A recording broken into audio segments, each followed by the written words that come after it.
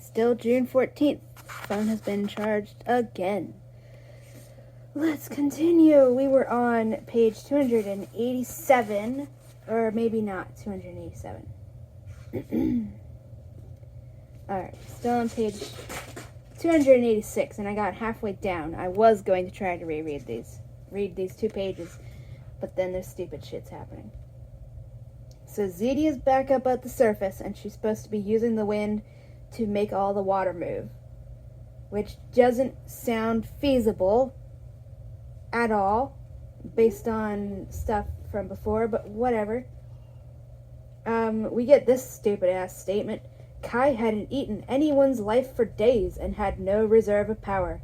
He was going to have to do this the hard way. He braced himself and opened his mouth. So, 1, why are we suddenly talking about the way he eats people? And it's just said, Kai hadn't eaten anyone's life for days. Why are we suddenly talking about that like that's a thing that is required for him to live? Like he has to eat people, and then that energy is keeping him alive and it steadily drains. Like just eating food, or like vampires that need to drink blood. Because this is page 286. This big section up here, far into the book, never has it even been implied that he needs to do this thing. It's like pretty explicitly clear that he doesn't need to do this to survive. So like what in the fuck is that supposed to mean? Because he hasn't actually been doing that many fucking spells, and they weren't particularly strong spells to my mind, and all of this shit, and it's just like, so the plan now is, I guess, he's opening his mouth underwater in what we're told is magically poisoned water. I'm really not convinced of that. It just sounds like the way Martha Wells is describing the water to try and convince us it's bad, poisoned, magical death water. It just sounds like regular dirty water. Like it just sounds like a brackish river. I'm sorry. That's what it sounds like. It's not convincing me in any way that it's poisoned, deadly water. It just sounds like she doesn't know what water looks like. Like, there's so many ways to convey that water is poisoned by magic. Just saying, oh, it stinks. That's not an indication of magical poisoning. Sometimes water just smells bad. What in the fuck? Especially if it's just been sitting stagnant. Especially because this is literally stagnant water that at least several decades ago was filled with a whole shit ton of dead bodies. Like, it's stagnant water. This water isn't flowing as part of the moat that may or may not be connected to the river. It wasn't described well. Yeah, it's just stagnant water, and it's like, yeah, why are we acting like stinky water? And like even before they got here, because I think they were saying that the river water smelled bad too, and it's like, it doesn't inherently, there's many reasons river water could be smelly. Like, even when we moved down here from Pennsylvania, nobody living here notices it, but the water here all just reeks of salt. It smells like the ocean.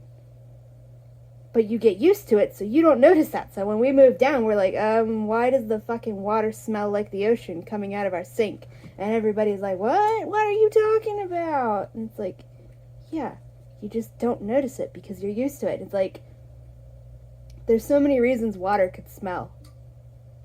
You have to go the extra mile. You have to describe very peculiar, explicitly magical things to convince me that this water is poisoned by magic, and Martha Wells isn't doing any of that. I'm sorry. This is like Anne McCaffrey insisting that farmers raise very precious fields of food to the ground because they find some grubs. They're not grubs because they'd never turn into anything else. I think she just thinks grub is another word for worm. But this is another example of just because the author tells me something doesn't mean I'm going to believe it. Like, nothing has been done to convince me that this water is actually poisoned by magic, and rather than just being stinky, stagnant water that had a bunch of dead bodies dumped in it. Apparently that was a mortal lifetime ago, which is a weird thing to say because the guy that we were using as an example, Dahin, he's still alive, so it's clearly not a mortal lifetime, because he's still alive. He's not described as, like, old and decrepit. He's presumably just like a normal adult now. It's weird. It's badly written. So Kai braced himself and opened his mouth. Panic, a choking sensation, and a truly horrible taste gave him all the pain he needed for the intention. He could have just stubbed his toe, as my twin has pointed out and has been pointing out this whole entire time. He could slap himself in the face. Yeah, he can slap himself in the face. As I said, just go like that. Just go like that. That causes pain.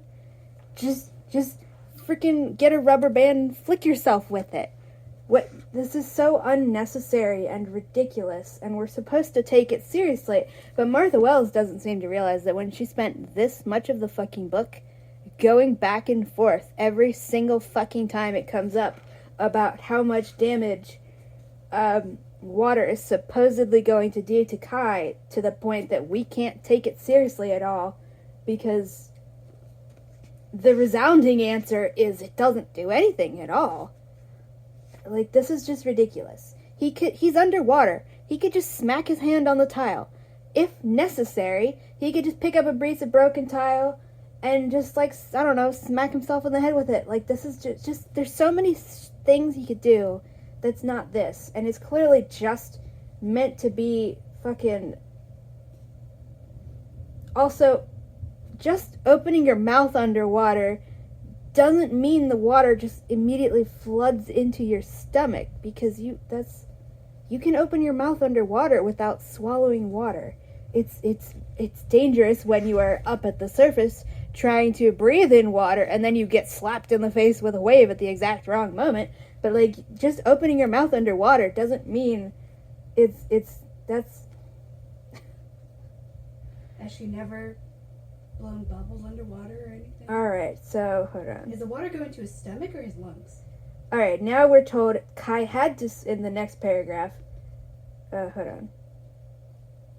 Let me just reread that sentence. Paragraph. Panic, a choking sensation, and a truly horrible taste gave him all the pain he needed for the intention, aka magic spell, of the expositor variety, because he's the specialist boy ever. The muck and the force of flowing water froze in place, then pushed upward out of Kai's light toward the darkness overhead and the mat. So this over drama for no reason, that's not actually dramatic, because water doesn't do shit to him, is literally just so they can lift the mud up to see if the fucking rock that they're looking for is under the mud. Even though there's so many other ways they could accomplish this. Kai had to swallow the mouthful of water, period. Wrestling his stomach for control was hard, but the hot flush of nausea passed. He bent all the way down and used his light to scan the now clear paving. Rechecking the places he had already searched, he went over the remains of the body, the rim and inside of the fountain, at the nearest planting beds. I'm confused. Hold on. If he could just do all of that, just inhaling the gross water to cause pain, and that's just to make all the stuff lift, then why is ZD up at the surface doing something or other? Because,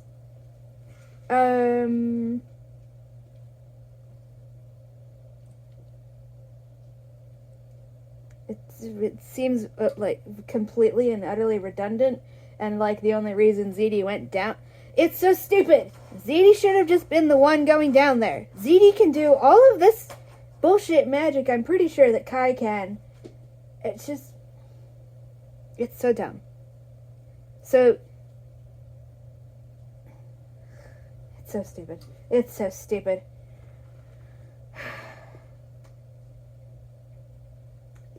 And that's still page 286.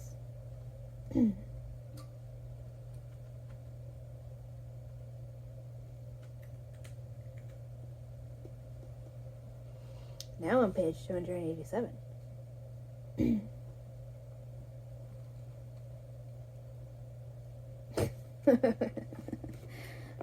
Another one. Another mark for my arm. I don't know where the black marker went. but pink is good enough. He sees the little finding stone, which is apparently not a stone. It's carved obelisk. Or not carved obelisk. Called obsidian. It's an obsidian disc. Dahin, Zidi, Kai said, relief making his heart pound. Actually, that gets two things. He had been so afraid they wouldn't find it, that somehow it would be gone. So afraid of failing Zidi, losing Taren. It's here, I have it! As though any part of this has ever at all shown his anxiety, not wanting to fail Zidi and losing Taren. Ooh, drama. It's totally dramatic, guys. There was no answer. Kai went still, realizing how long it had been since any one of them had spoken, and how odd, how uncharacteristic that they had both been so silent. He touched Zidi's heart pearl. No answer. And that's the end of that chapter. So now we're going to the past, the Exodus. Let's read the fucking thingamajig. The Teske Lin of the Enelin is mistakenly thought of as a ruler, but the title translates roughly in Araic to Great Sage. The Teske Lin is a moral authority and advisor to the myriad holders of governance in the territories of the Enelin, who are themselves chosen by acclaim. The Enelin are often long-lived, not unlike witch kind, but are not immortal. Hold on. So, are witches immortal or no? Because that's implying that... What? What do you mean? So, witches are long-lived and immortal?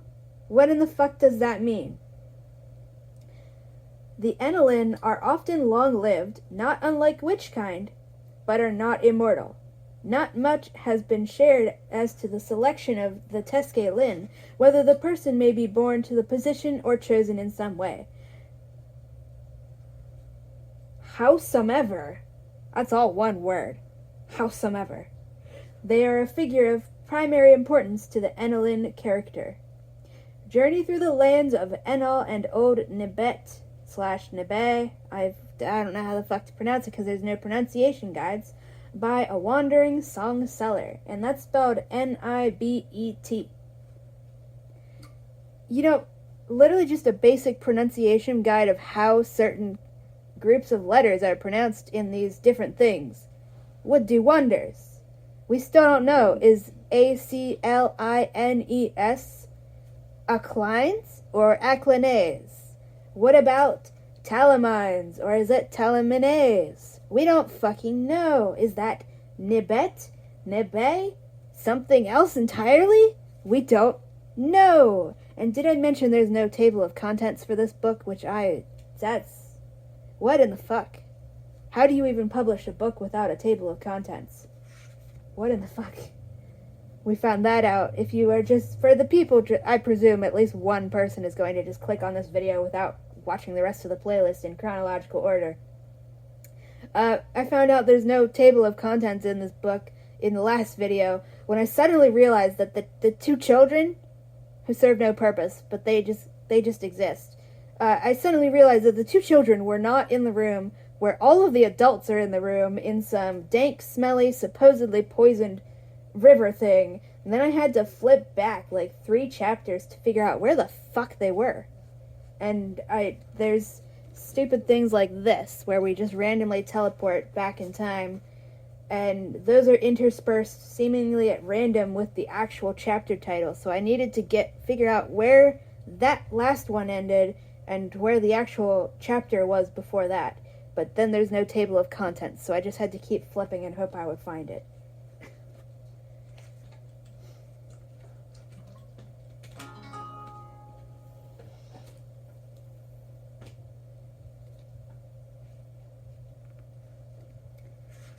So yeah, in the past, now we're back at the same place when it was first getting flooded. Because trying to make it more confusing as to what is happening when it's bullshit. It's all bullshit. And it's not like, oh, it's all coming together, like the meme of Kronk saying, what is that? It's all coming together. I don't remember. Oh, it's yeah. it's not. It's all coming together. Yeah, it's that. It's not that. It's not doing like, yeah, the story's coming together. That these two plot things are meeting in the middle. It's nothing like that. It's just irritating. Can I have my bookmark, please? Thank you. My bookmark is a napkin.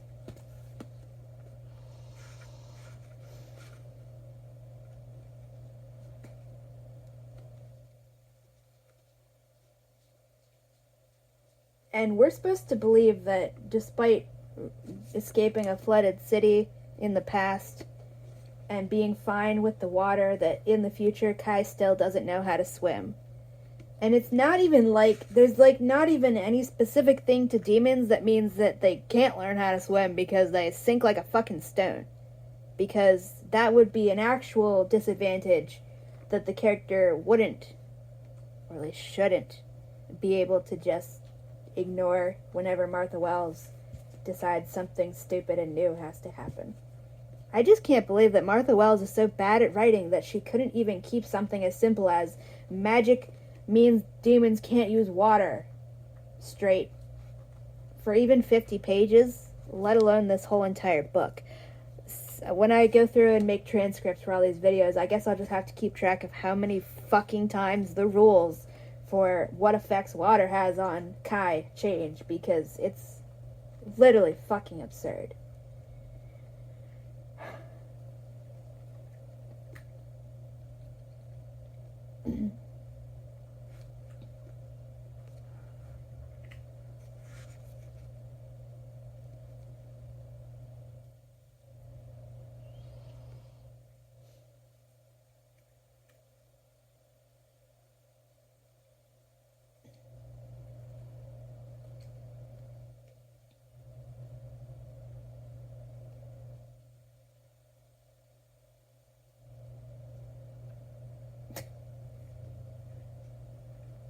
Page 289. Still in the past.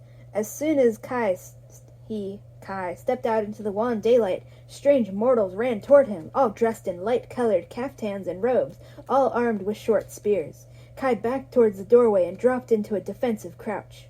A sudden shout halted the attackers. Because Kai can't be bothered to say, "It's me, I'm the one who's helping you all." A large person in blue, green, and silver shrouded...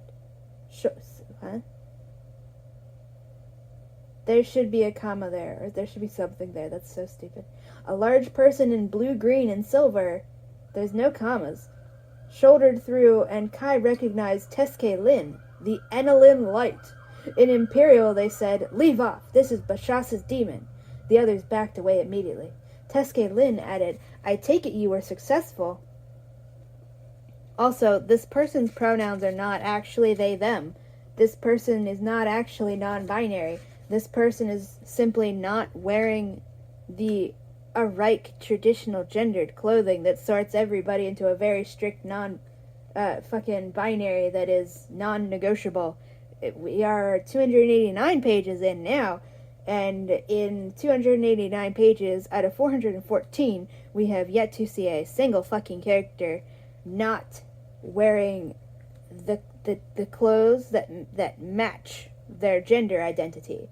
Everybody who's a man is wearing men's clothing.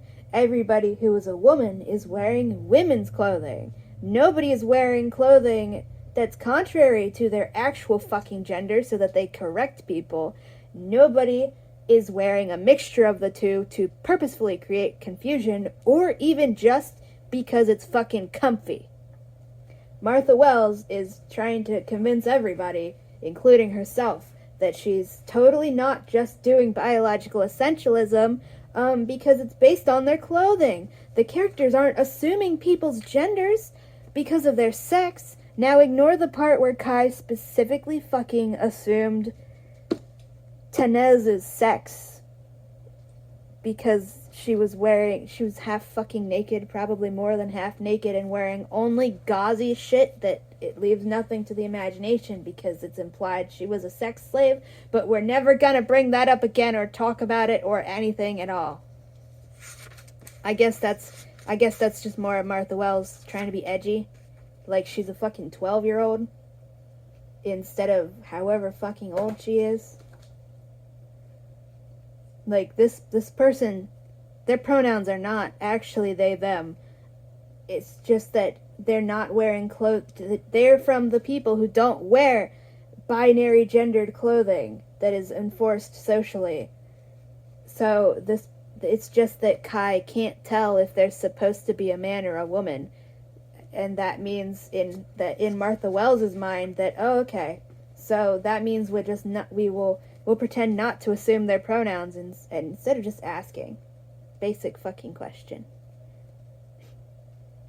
Like, in the Imperial Ratch, there's a reason that the protagonist doesn't just ask people their pronouns, and it's because everybody already fucking hates her because she's from the evil fucking Empire, and she does not want to cause even more stressful social situations than she fucking has to, and just all this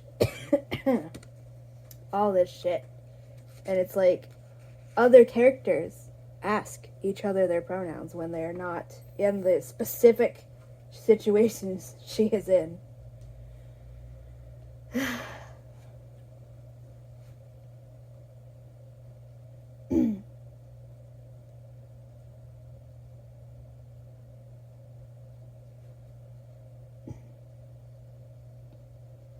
Oh, I guess everybody else here is also Enelin. I guess we were supposed to get that because they're all dressed in light-colored caftans and robes. As though that tells us anything. You know what book you should all go read? Go read Venusian Lullaby by Paul Leonard. That's what year was that? Was that like the 80s or something? Or was that I think actually? it was the 90s. Okay, I was going to say, how old is that book? Go read Venusian Lullaby, because unlike this book, that book actually has world building and has just basic context and continuity and hilarious cameos that aren't actually cameos, but they are cameos. It's hilarious. And just basic good writing, and you can tell by the time you're like halfway through the book, probably less than that, there are actual cultures built up for the Venusians, because they're on Venus. They're talking about Venusians. Aliens from Venus. They're called Venusians. And we don't even ever have to get it spelled out for us. You can tell there are specific styles of names used for females and specific styles of names used for males. It's never spelled out. Nobody ever points it out. But it's just written so well that you can just fucking tell. You just subconsciously pick up on the pattern as you go through, and then another character will just get introduced by name, and you're like, hey, that's a female, that's a woman, cool, hi. And it's like, actual, just basic bare minimum writing of, yeah, there's continuity, there's actual patterns you can recognize. What exactly about these people wearing light-colored caftans and robes was supposed to inform me that they're all Enelin? And from, apparently, the place that's just called Enal. What information, what context have I ever been given to be able to guess that myself? Martha Wells shouldn't have to tell me that. If this were actually well written, she wouldn't need to tell me that, because that would have been established as we meet all these fucking characters all the way through.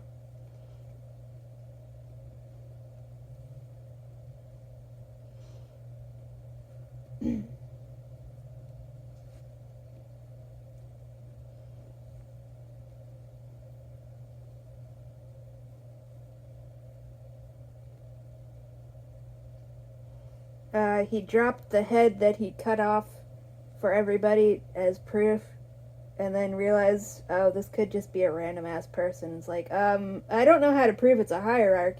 And then Teske Lynn says, no, that's fine, I recognize her.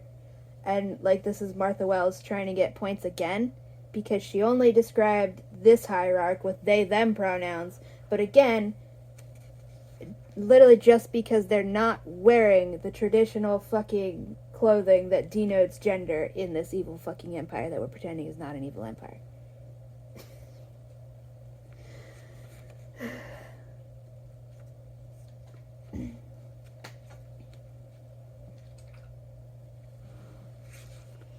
Now page 290. But like, yeah, what I'm trying to say here is that like we haven't seen a single non-binary character. Every character that has been initially referred to with they them pronouns, which happens without pattern or reason that we can see. So it's I guess just whenever Martha Wells is writing this and she goes, "Oh, wait, no. I remember I'm supposed to not assume people's pronouns."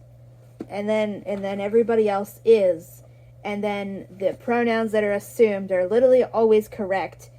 And everybody that was referred to with they them pronouns initially, if they don't die immediately and never get brought up again, are then later shown to have a binary gender and pronouns. So it's like there's literally no non-binary people in this. It's just the people that it's just bullshit. It's all bullshit.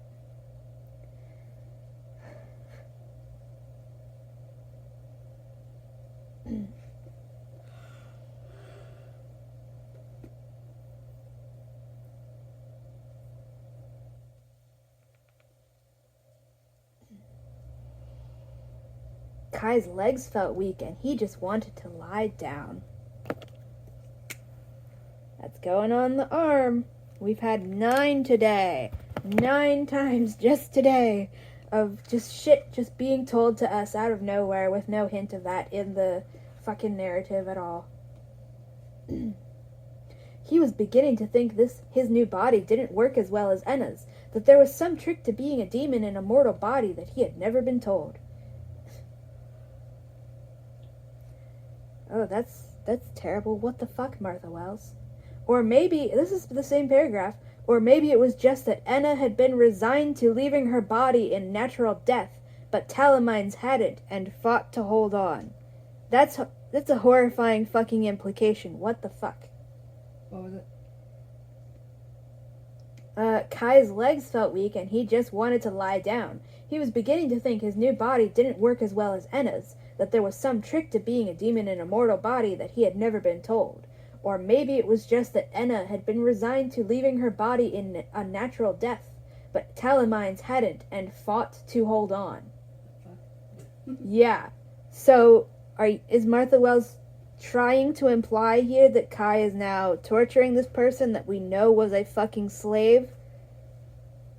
By literally being a body snatcher, and this person is still alive in his head? Getting tortured?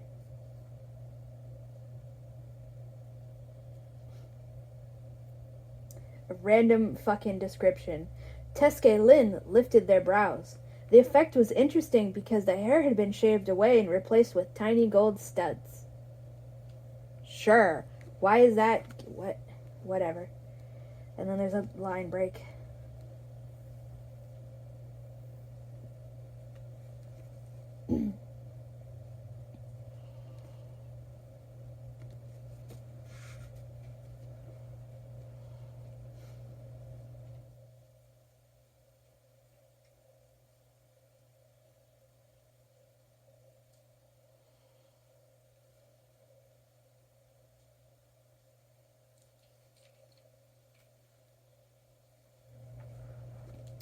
Now on page 291.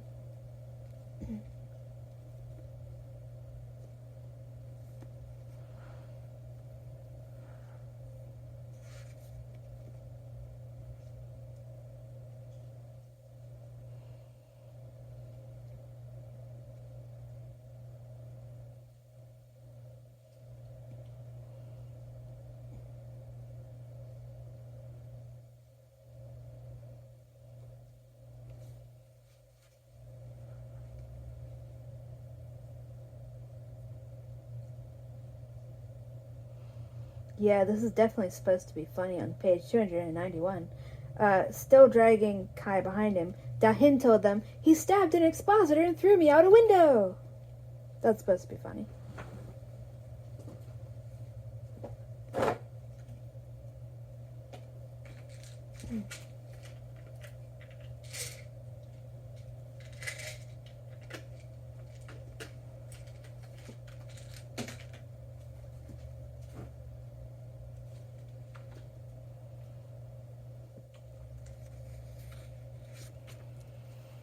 Continuing to page 292.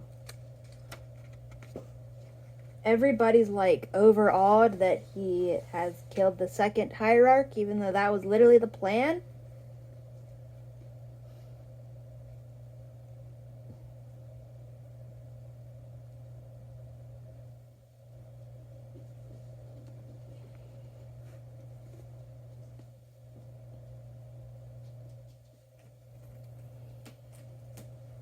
Again, we're getting told Bashasa took the head from Kai's unsteady grip. Why is his grip unsteady?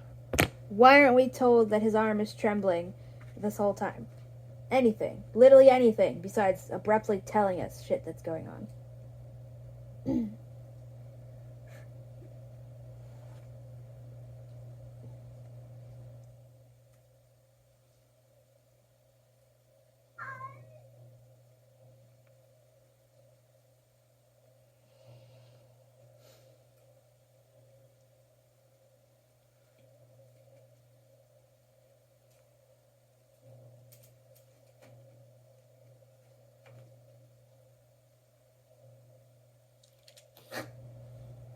You good?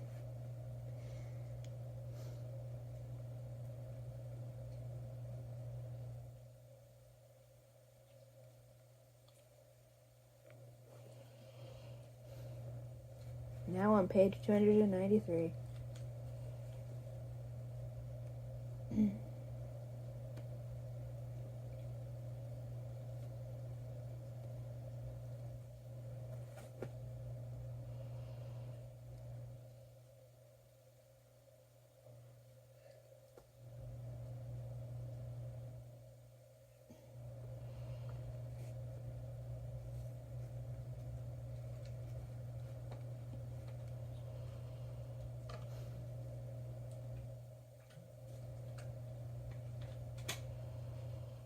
Taran says, Prince Heir, Zidi Dayaha has offered to take charge of the removal of the wounded in the temple halls. I will help her.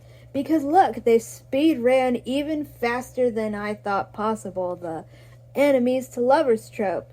It's literally been less than 24 hours since they fucking met. And with enemies. Enemies.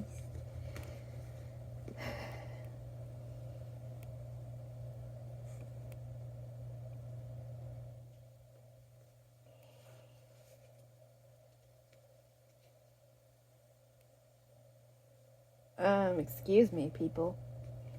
Yeah, Taran saying, Zidi offered to help get wounded people out because it's still flooding because magic water thingy. Bashasa says, very good, take Arava and her cadre with you. Arava is another brand new fucking name. Motioning to one of his soldiers. He lowered his voice! That other matter. Only if you can do so safely. I won't risk a life for it. We are not getting that spelled out to us, but I'm presuming that's about getting the rest of the fucking tortured demons who were recaptured back out of the goddamn torture prison cell.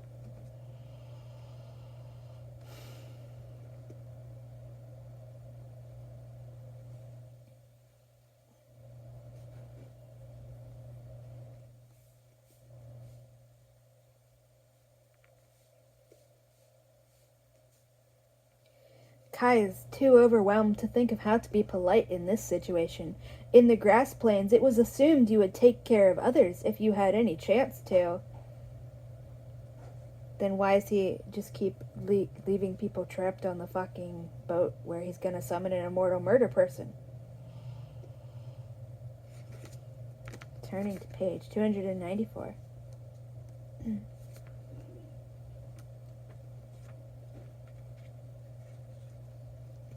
Bashasa clapped Kai on the shoulder. Can you check the eastern courts with your cadre? I must secure our transport away from here. All right. What's a cadre? It turned out a cadre was the imperial word for a personal guard. We're finally getting this fucking explanation. 294 pages into the book. This larger section is how far we're in before we get the most simplest fucking explanation for what a cadre is. It's the Imperial word for a personal guard. Are you fucking kidding me? It's not an army or anything. Nope, it's a personal guard. So this whole time we were led to believe that the people on the boat may be the ones in the torture stasis. I don't fucking remember because Martha Wells is ridiculous. They're not just like a scouting party or something like that. They were a personal guard, and it's like, wow, that's context that we could have used back when they were still in the fucking story. I swear to God. Salato and the Reich who Bashasa had assigned to make sure nobody killed Kai while he was unconscious were actually now his cadre. That's so stupid as fuck.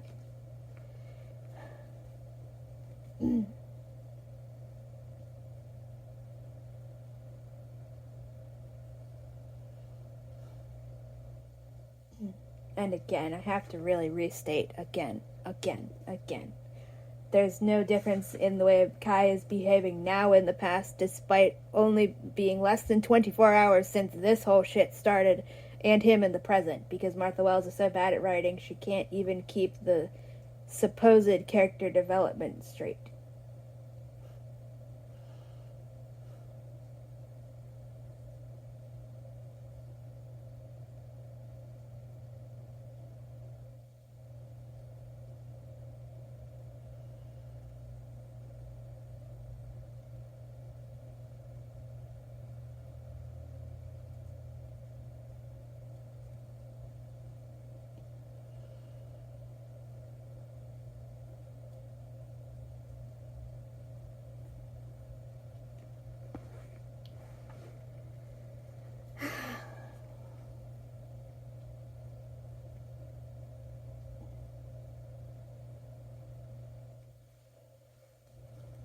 Now on page 295.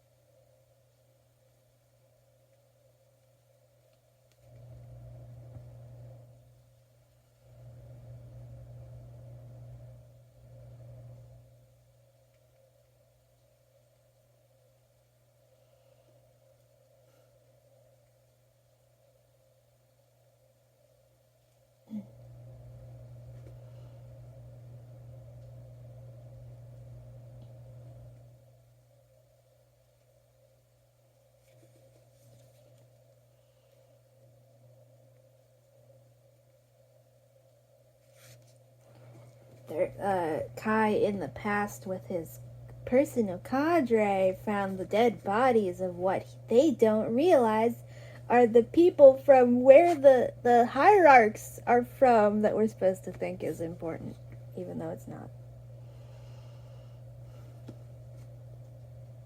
Now on page 296.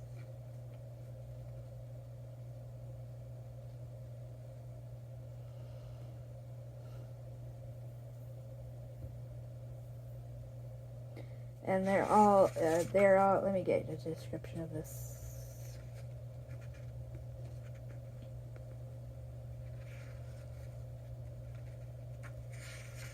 The dead were small in stature, the tallest hand spans shorter than Enna had been, and most were slender and small-boned, with fine features.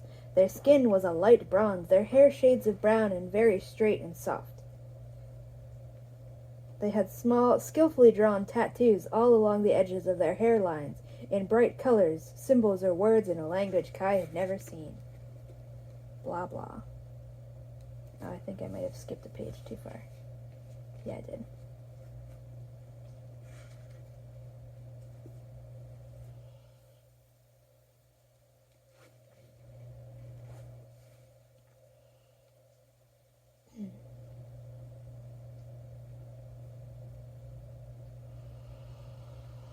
underneath the line break.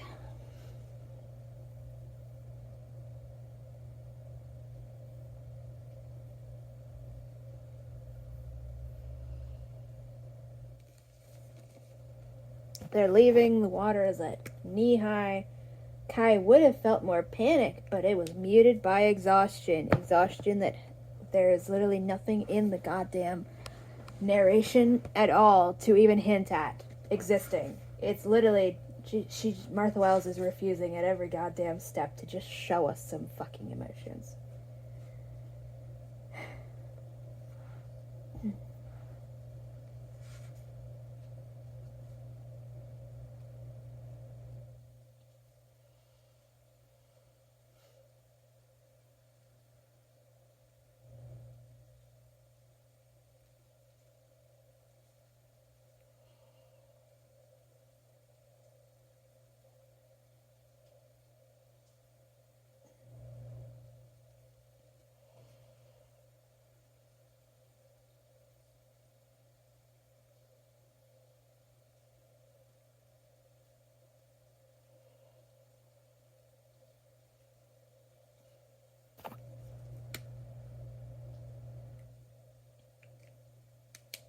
They started the climb of some really tall stairs, and Kai could tell the soldiers were drooping with fatigue. It had been hours since they had a chance to eat or even stop moving for a few moments. Kai knew he had more endurance than a mortal, and he was worn down, aching in his knees and back.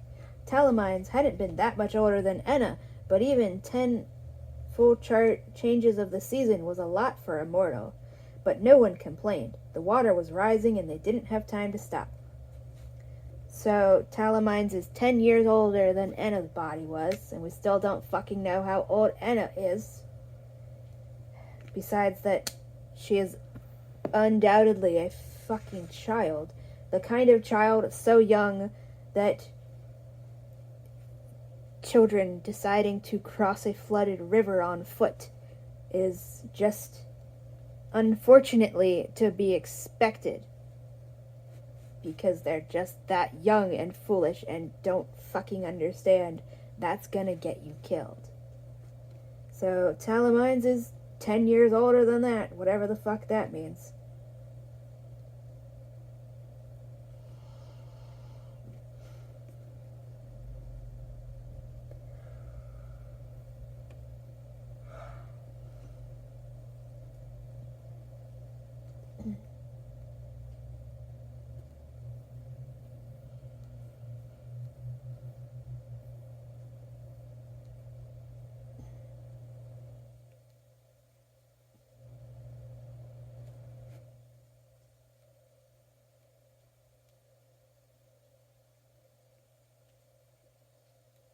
We're getting a randomly disjointed description of the summer halls on page 297, and it's just meaningless.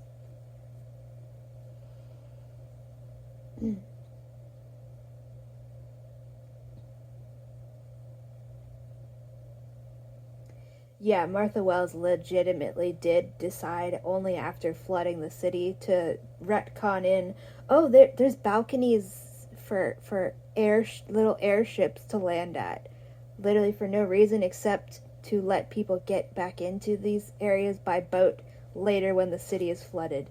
It literally did not fucking exist until she fucking decided that, and then she could not be asked to go back to the start of the document and edit that shit in retroactively. I swear to God.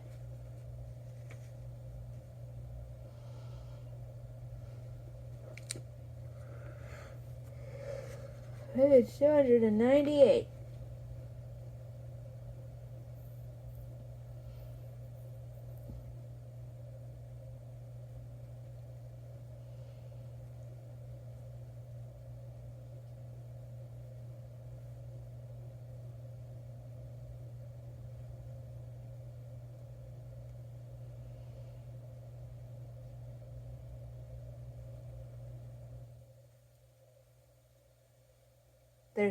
There's so many descriptions of shit that does not fucking matter, I swear to God.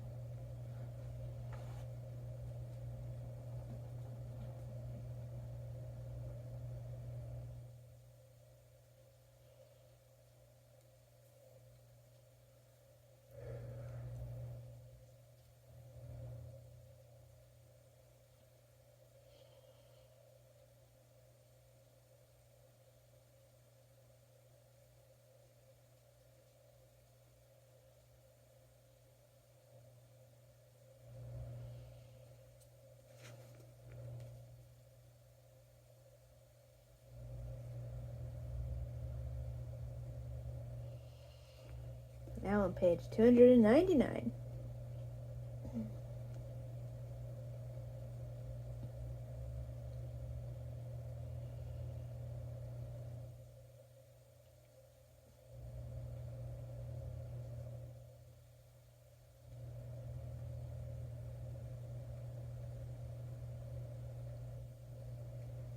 Surprise, surprise. On page 299, as they climbed further down, Kai saw. I'm repeating. I will replace the simple word court with courtyard every single fucking time.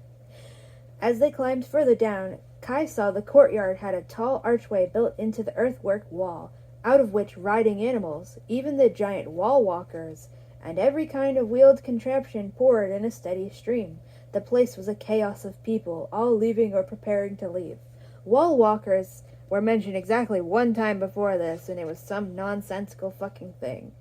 And they're getting mentioned again, and I can almost guarantee you we will not get a fucking description of what the fuck that's supposed to look like, besides being some kind of goddamn animal.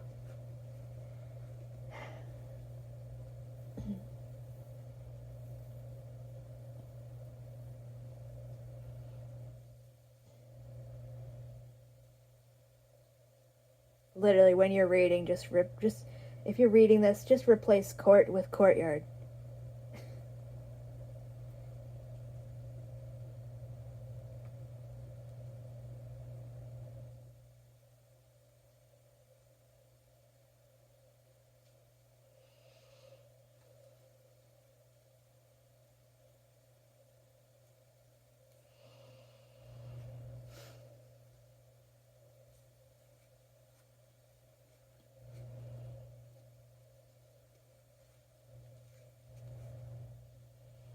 Some more bullshit.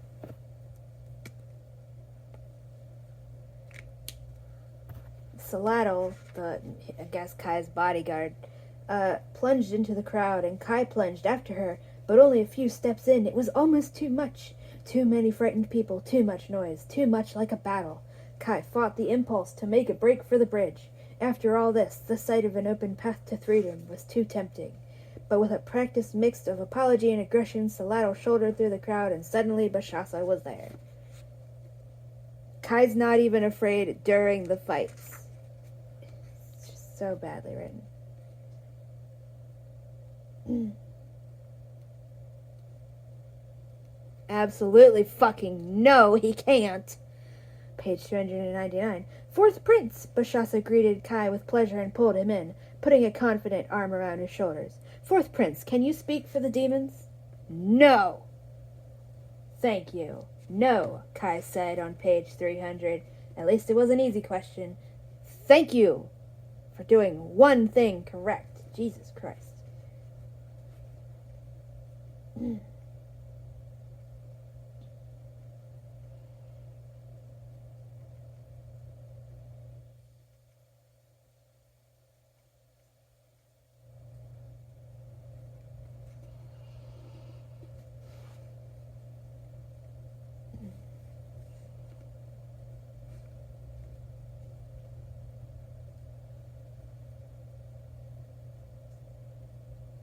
Huh?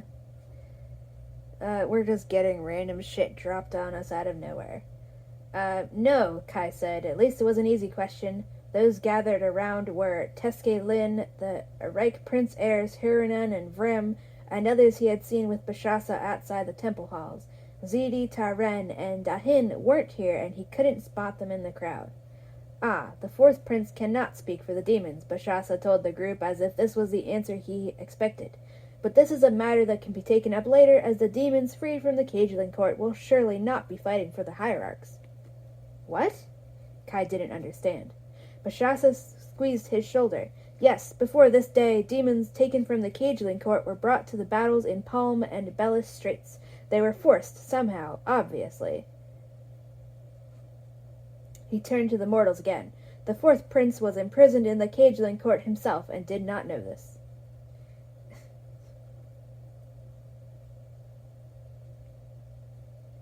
What the fuck is this shit? Kai reeled, shocked and cold.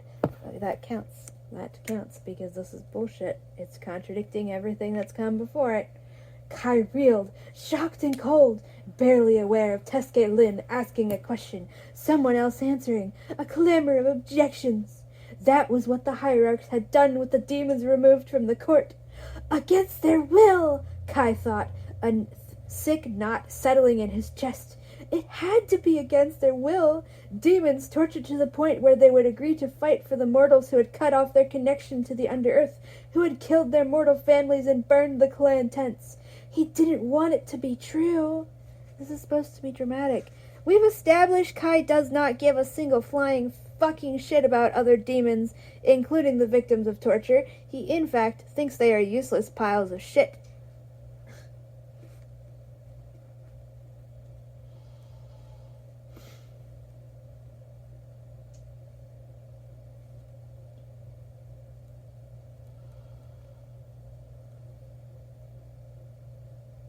Now on page 301.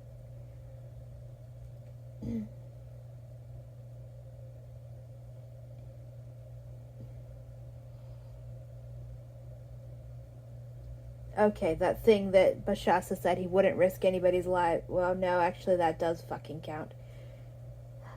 He said he wouldn't risk anybody's lives for that, implying that that is letting the rest of the demons out. It was actually for retrieving his dead sister's body from the Cageling Demon Court. So pretty much the same fucking thing, because that's where all the demons who got recaptured were thrown again.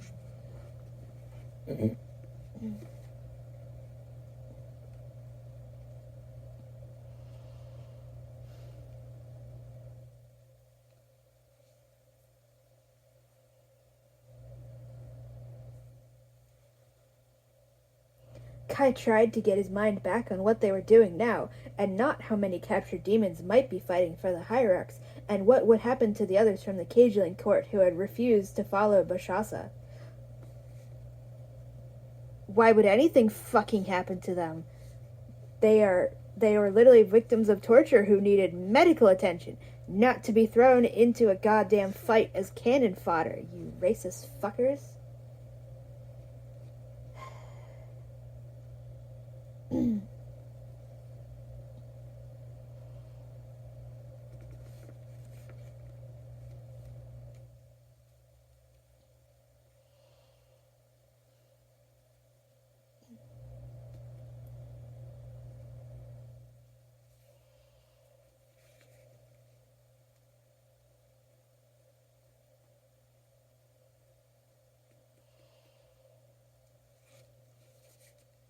Page 302.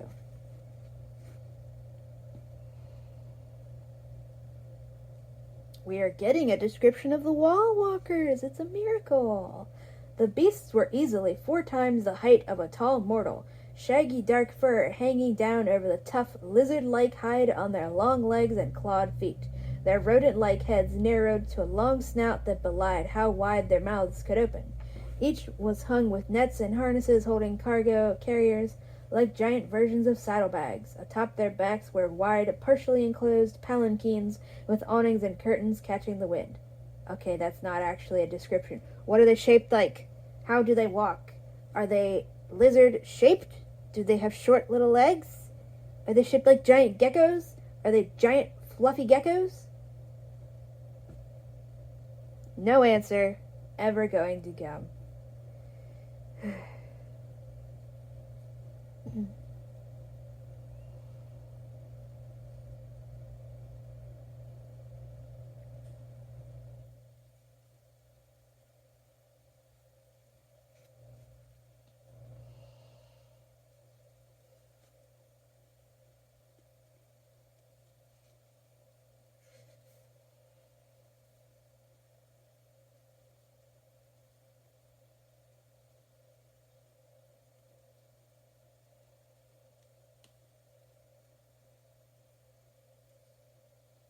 This is dumb. Bashasa, we just described the ball walkers at the top of page 302. Bashasa headed straight for one. Kai recognized the Arike standing around it from the hostage courts. Actually, hold on, let me do something. Okay, I realized I could have been using VLC Media Player, to compress one of the videos this whole entire time. We just described the wall walkers without actually fucking telling us any of the important things, like, are they shaped like horses? Are they shaped like geckos? What are they shaped like? It's just fucking stupid. Bashasa headed straight for one. Kai recognized the Araik standing around it from the hostage corpse. Those were Bashasa's dependents, the ones Dahin had been supposed to accompany. Preparing to get on a wall walker. Kai planted his feet. Bashasa jolted to a halt and turned to him, startled. What is it, Fourth Prince? Kai said firmly, I'm not getting near that thing. Saladel and the cadre milled around them, confused, and Bashasta waved them on toward the beast. I've looked at the maps, and this is the fastest way. We must be there as soon as possible. The Araik and others boarded the wall walkers, some climbing up the sides on the cargo nets, others using an ornate wooden scaffold with a spiral stair that let them step directly into the top palanquin. There were other riding places, small compartments attached to the harness and hanging lower on the creature's sides that soldiers scrambled up into. Kai said, Have all you mortals lost your minds? Bashasa let go of Kai and planted his hands on his hips. What exactly is your objection? They eat people. Just being this close to it made things in his chest do something fluttery and unpleasant. No hint of that before now. The air in the court was suddenly hot and thin, like being back in that bag again. Bashasa countered, They eat grass and vegetables. One almost ate me at the Arathi border. Among the things that would destroy a demon was being chewed up by large teeth and deposited in a giant stomach. But not being anything with water. 303. Bashasa said reasonably, That was war. You probably provoked it. Zidi, Taren, Dahin, and the Araik with them were boarding a second wall walker, following behind a straggling group of mortals, many injured, some being carried up the scaffold. Blah, blah, blah. Zidi shouted across to him, Kai, just get on the damn thing. No! Kai shouted back.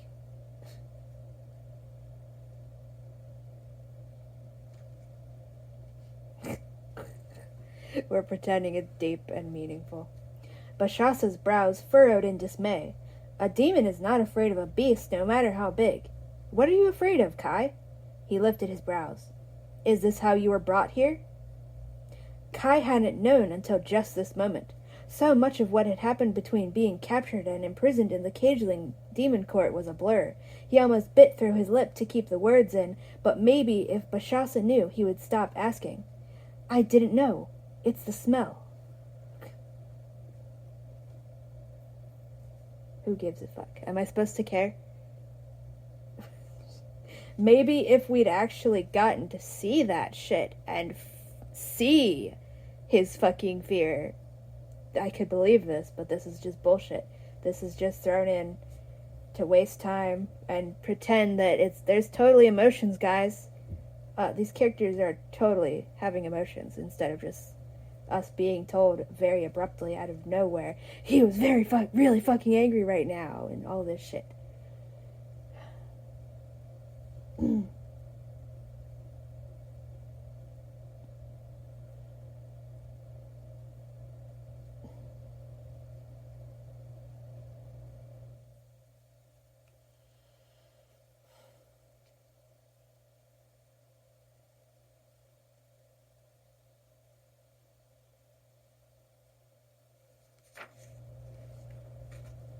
At the bottom of page 303, Bashasa eased forward a step, somehow meeting Kai's gaze as though the veil wasn't there.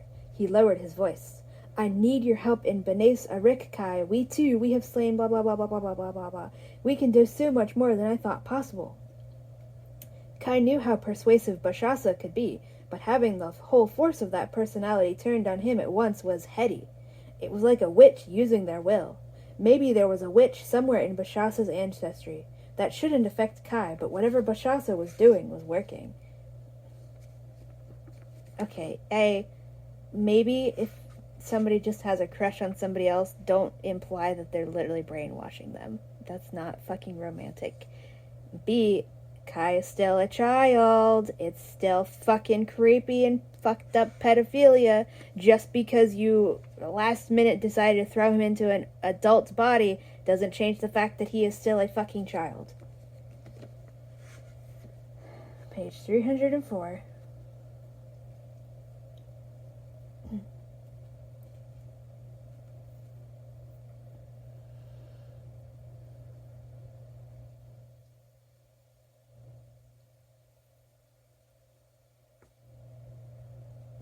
Stupidity. Kai is looking at everybody else leaving and thinks they weren't escaping, they were being purposeful. Kai remembered what that was like. Did he want to be purposeful again? Because we're pretending that there's some kind of character arc going on here? You know what? That counts, because this is just so fucking contrived. It's such contrived bullshit. I swear to God.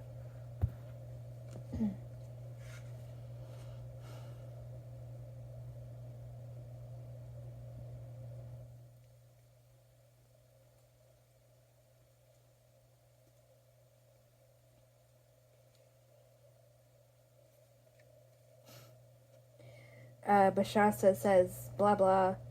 If you don't want to get on this, you can still get on one of those boats. Do you have anywhere you wish to go, Kai? Kai says no, and then thinks, just burn scars in an open plain, a place where everyone who would welcome him was dead. Because Martha Wells literally invented a bunch of indigenous coded characters to pin her obsession with pedophilia and eugenics and sex trafficking onto, and to give our character, who is not actually indigenous, a tragic backstory of the indigenous people being genocided as a white woman author. And she did all of this shit, and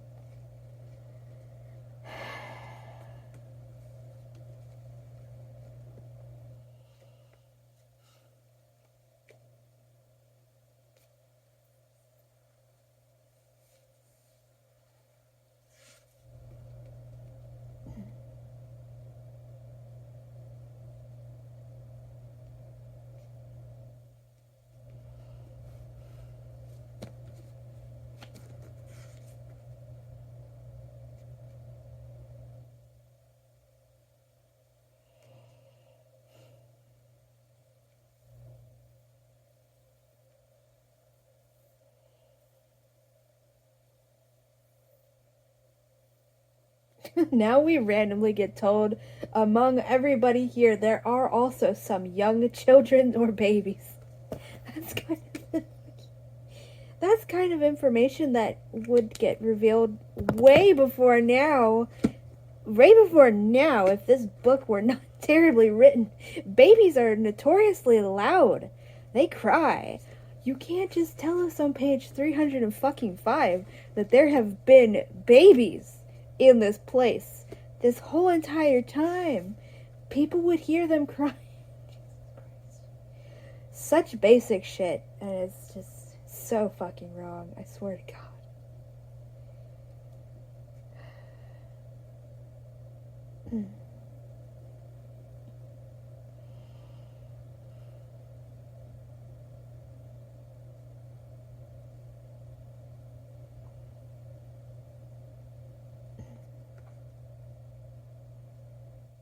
Somebody who's baffled is asking, Bashasa, did you take an expositor prisoner? What the fuck?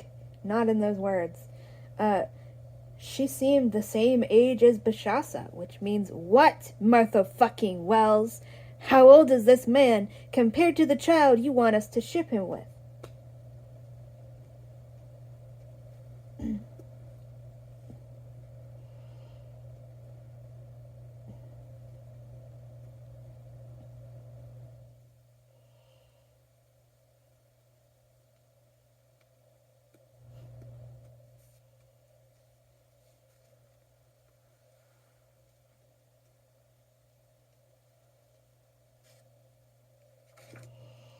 Page 306.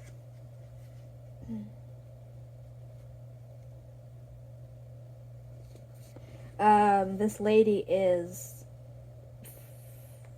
Bashasa's cousin Lashar and her son Dasara. I don't think she was mentioned as having a child with her. Yeah, who's her son Dasara? Dasara did not exist until his name was said, and now Dasara is glaring for some fucking. Let me just read that. Let me go back. Where we go? Oh, okay. She sat on the front with a younger erect man standing beside her. Never mind. Okay. I was like, what in the fuck is going on? Lashar recoiled and Dasara glared for some goddamn reason. Others reacted with gasps of fear. Because we're supposed to pretend that demons are oppressed minorities.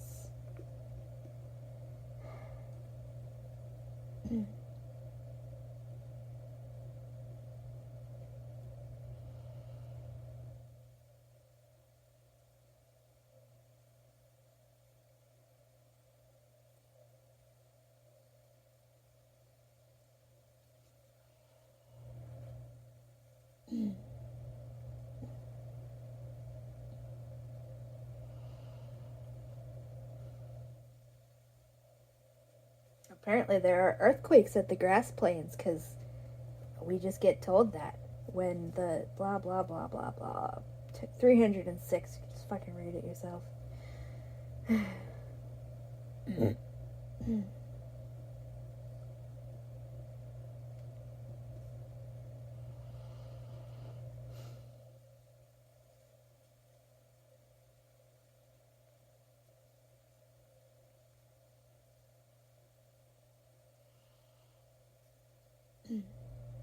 Lashar, super mad. Her jaw was set. Bashasa, just who have you made alliances with? And we're gonna pretend that this is demons being oppressed minorities and not the actual fucking correct response to demons, especially a demon who has committed a war crime. When the demons in this setting are used for eugenics programs, pedophilic eugenics programs, and I guess everybody else, whatever.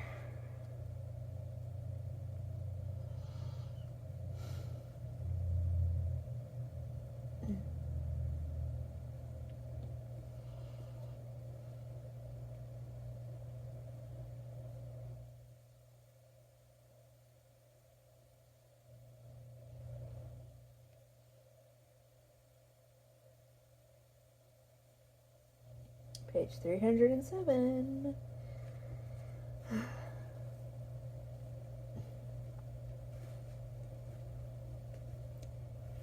Zedi has to tell us that Kai looks like he's going to vomit instead of just any description of nausea, even as a statement.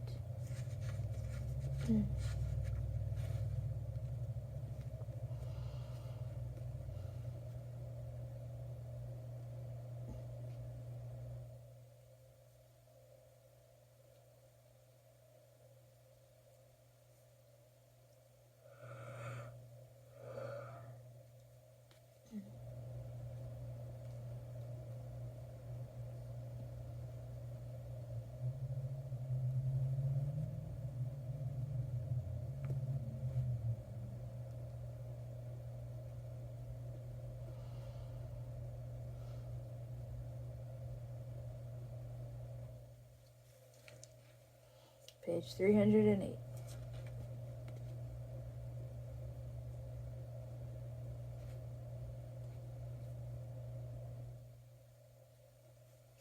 We're now on chapter 13, because that was an exceptionally short page. Back in the present with the bullshit.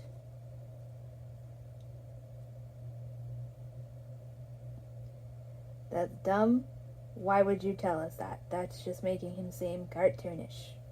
Kai kept his snarl of rage internal. He shoved the finding stone into the lining of his belt and pushed away from the wall, half swimming, half running through the now still water. That's just, why would you tell us that? This is the guy who doesn't know how to swim because he's never bothered to learn how to swim for some fucking reason.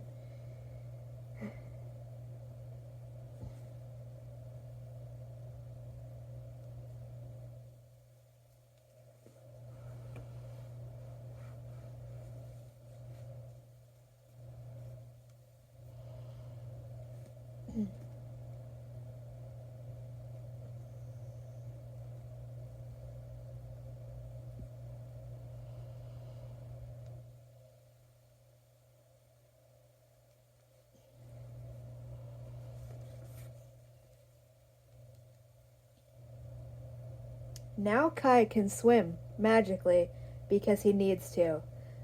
Kai pressed the button on his chest device to lighten his weight. He swam down the corridor, awkward but fast. You can't swim awkwardly and quickly at the same time. It's literally about fucking physics.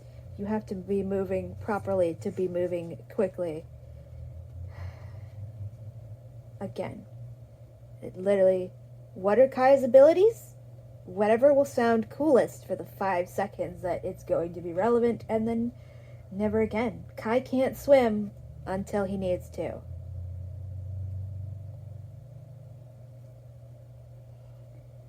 Because why would we ever just fucking...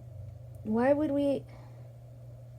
Kai's inability to swim should mean that this whole thing of uselessness that he shouldn't be doing in the first place should have to be a lengthy, very fucking slow process, no matter what he wants about it. If you watch the Alien Isolations, this should be the Alien Isolation videos I did where I'm doing media analysis before I read this shit book.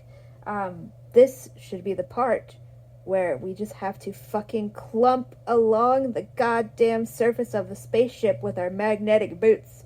There is one fucking speed in this fucking section of the goddamn story, and it is slow.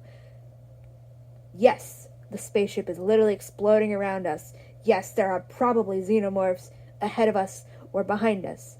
Yes, we are on a deathly fucking time limit, but the goddamn physics says slow.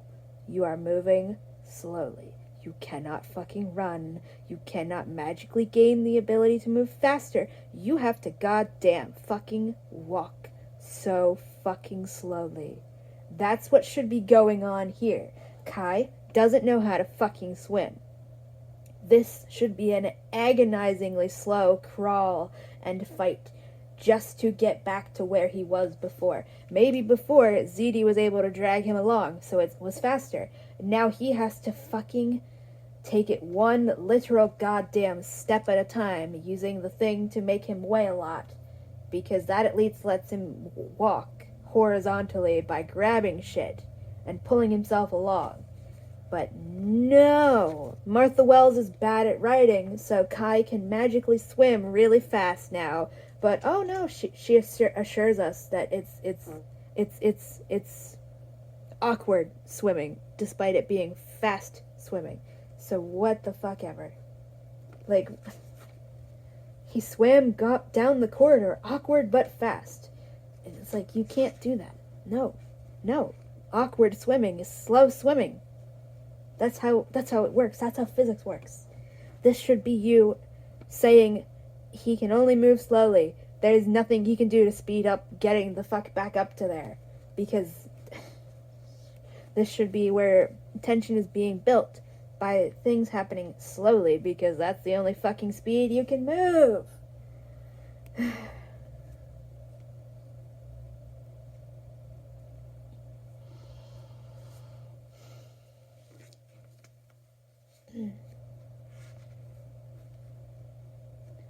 Ramad's voice comes through the little speaker thing, faintly saying, he told you the person down there is just a lesser blessed servant.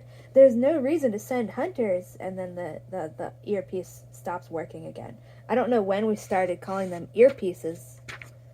But again, it's just Martha Wells being fucking lazy, not wanting people to actually have to do anything tactical.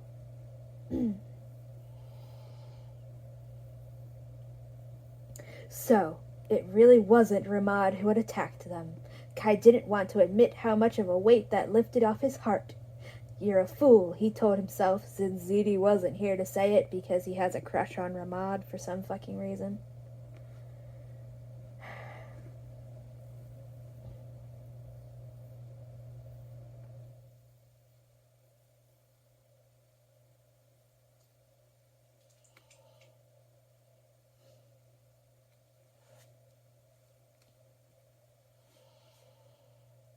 What is the time at? Hour and 16 minutes.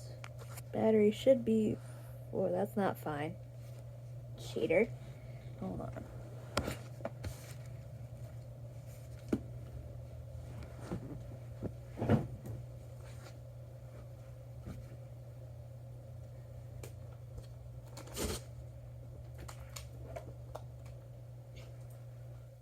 The battery is somehow already at 27%, which is unnecessary.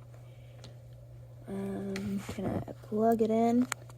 Okay, I've managed to plug that in with the battery thing because our wall charger just barely does not reach over here. So as long as this charger is faster than the drain from the video, I can keep going. Probably not for long. We'll find out.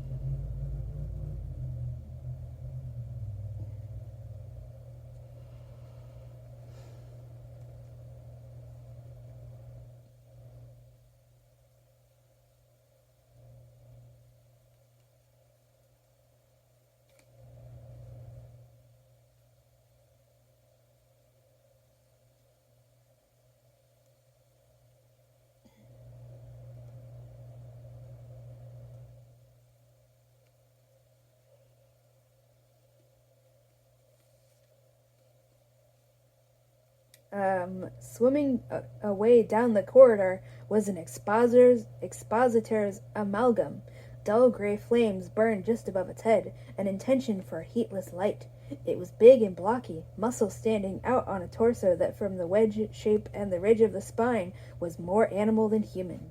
Its 3 arms had far too many joints, and the double claws of shellfish instead of hands. It flailed awkwardly, like it was unfamiliar with moving through water, but was so physically strong the strangeness didn't slow it down.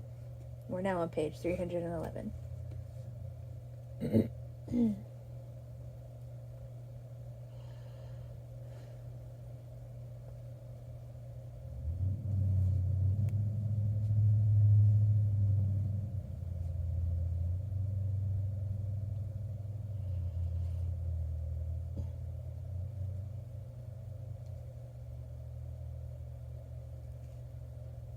Martha Wells, you can't do that. Ziti wasn't wrong. Kai's swimming ability was not exactly practice, but he slapped the device to lighten it again and shot upward until his head broke the surface. She really wants to just keep insisting. He's totally bad at swimming, guys. Now watch him swim super fast and well.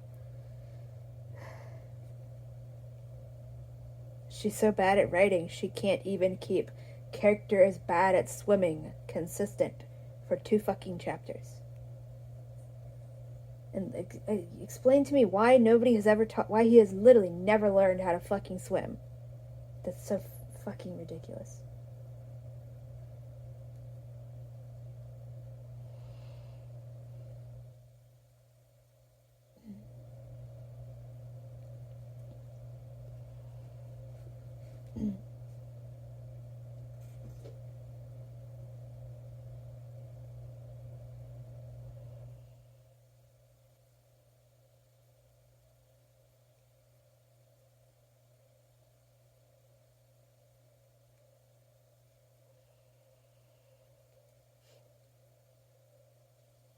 He's at the surface of the water. He twisted around and saw her. The building he had just exited had a top-floor balcony high enough to break the surface. Another amalgam gripped Ziti's arms, dragging her up over the low stone fretwork wall. Her body was limp, her legs still in the water, the light cotton fabric of her clothes caught with bits of weed, her scarf gone and her braids loose and dripping as the creature pulled her up. It's like, okay, sure, what the fuck ever.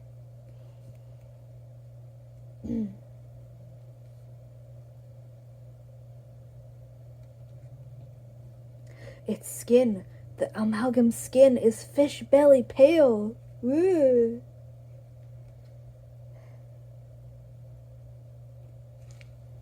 And it's just supposed to be scary looking. This amalgam was smaller, more like it had started out with some unfortunate mortal's body, but it had no head. The amount blah blah blah. Its skin was fish belly pale, dotted with scales from whatever other poor creatures had gone into its making. 3 random human eyes and 4 ears had been jammed into the stump of its neck and collarbone. But, like, why?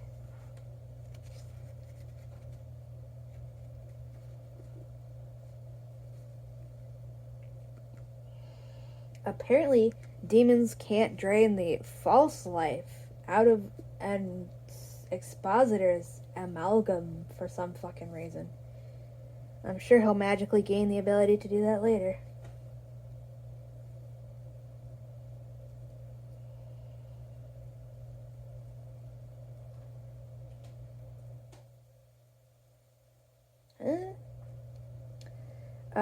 Kai pulled the collapsed telescoping rod out of his tunic's inside pocket and triggered it. The rod shot out, and Kai had a heartbeat to be glad he had pointed the stupid thing in the right direction. The point pierced the amalgam's shoulder, razored edges widening the wound. When the fuck did they get this? Is this the collapsing telescoping staff that's supposed to be golden that Sanja picked up like however many pages ago, before we even got a description of a curse breaker? That was a collapsing staff, not a thing for stabbing people with. Whatever.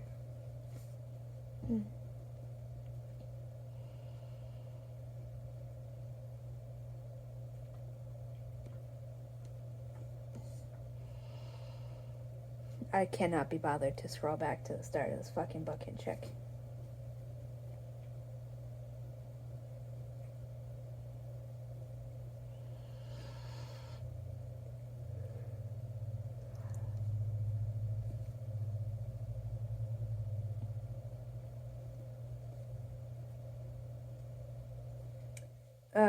Fingers, the thing is stabbed on the end of it thing, and it's described as it forced its pierced body further down the rod, but the angled razors must be catching on bone. What in the fuck is this? What is this fucking weapon, and where the fuck did they get it, and why have we never gotten a description of it? What do you mean it's got angled razors? What is this shit? This is ridiculous.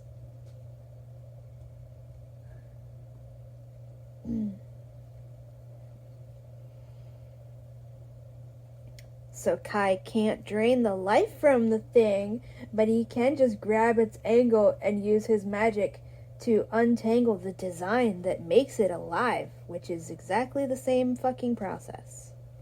Sure.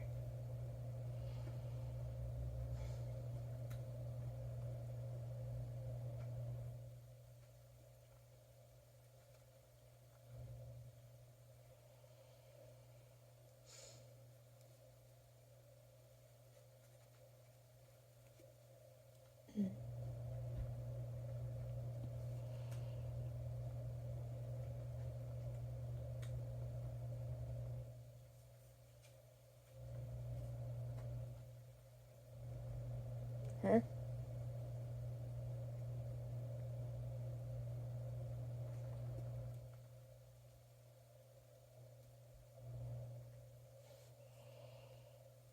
Okay.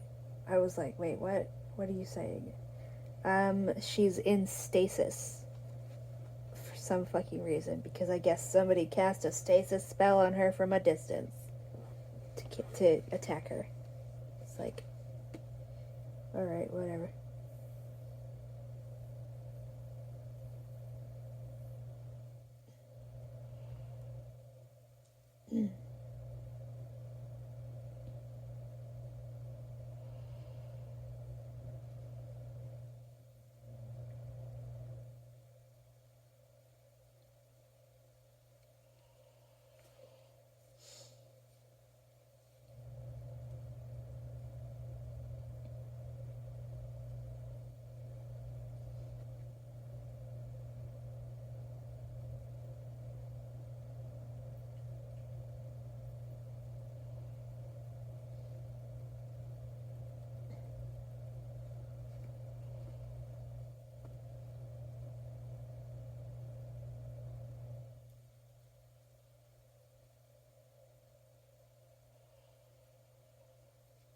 Yeah, I don't know what the fuck this weapon is supposed to be. It's definitely not the random collapsible staff they found first, because that thing didn't have what seems like razor blades attached to it.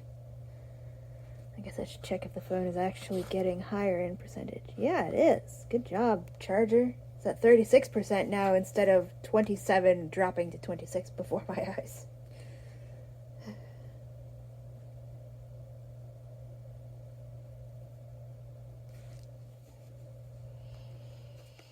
Now we're on page 314.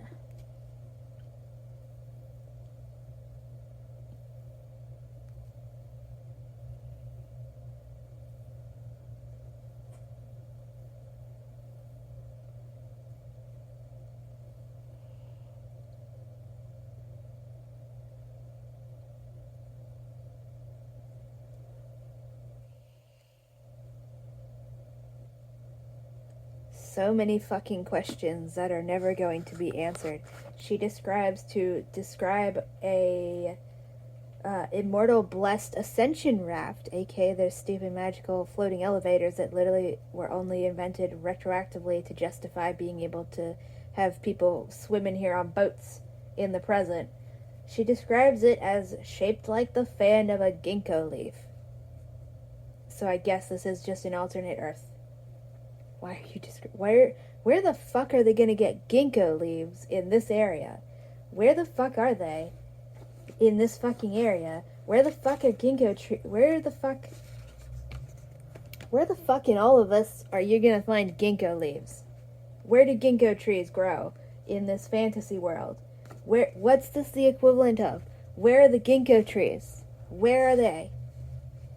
Do you know how old ginkgo trees are?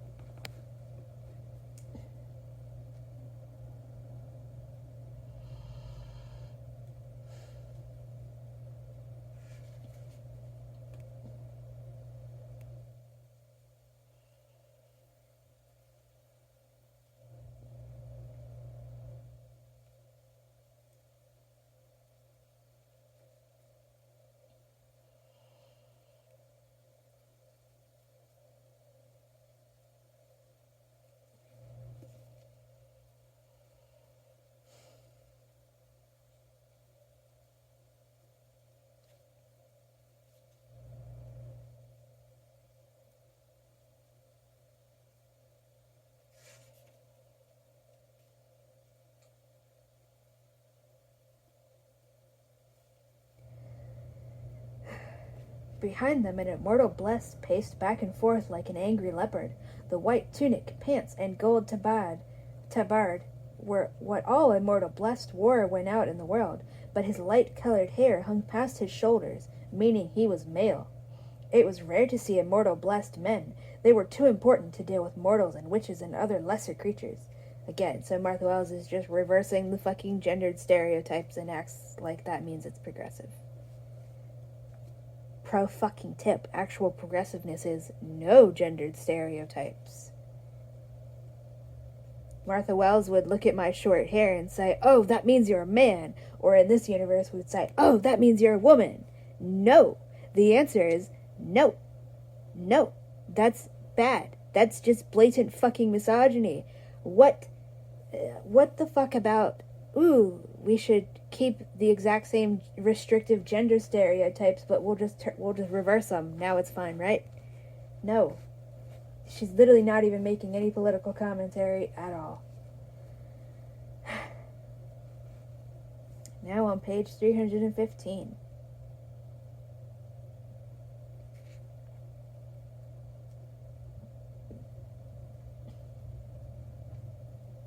Ramad got punched in the face.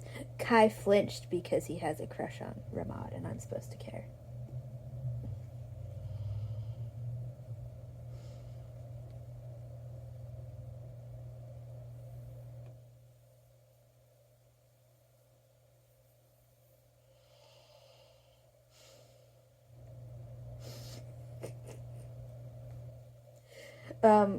Anybody in this book has finally remembered that the children exist. On page 315, this was going to be tricky. The only point in his favor was that these people had arrived in the Immortal Blessed Ascension raft, probably the same one that had tracked Immortal Lady to the ship at Orintuck. It meant that they hadn't come through the harbor and that Tenez and Sandra were probably still safe. He hoped. We last saw them on page 240. This is page 315, and this is the first time Kai has thought about them at all in that whole entire time, because they don't exist. Sandra and Tenez literally exist just so that Martha Wells can claim this is a story about found family, because a man and a woman get children. That she thinks that's making it found family, even though the children have no personality and are being abused and all of this shit. Martha Wells literally had to make up a caricature of somebody saying child abuse is bad to make the protagonist seem good, by making a caricature that we're supposed to not like, who says child abuse is bad.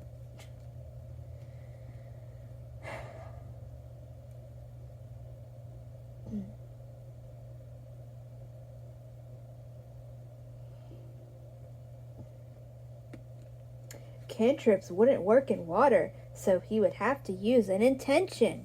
Yeah, it's almost like ridiculousness. Martha Wells is just so fucking bad at writing.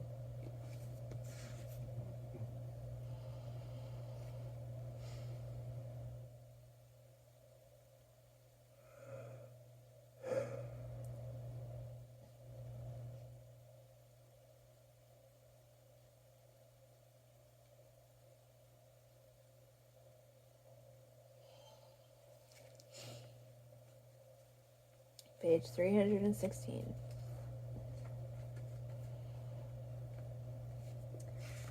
Kai drew the assembled a design.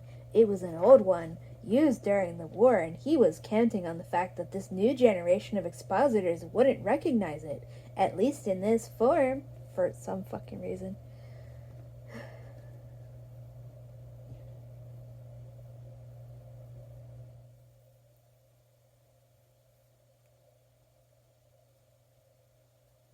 So he just swallows more water to get the infinite amount of pain that he can just gives him infinite amount of money, magic. He knew now just how bad the water was, which made it that much more effective. He could literally just have a fucking rubber band and just smack himself with the rubber band on his hand.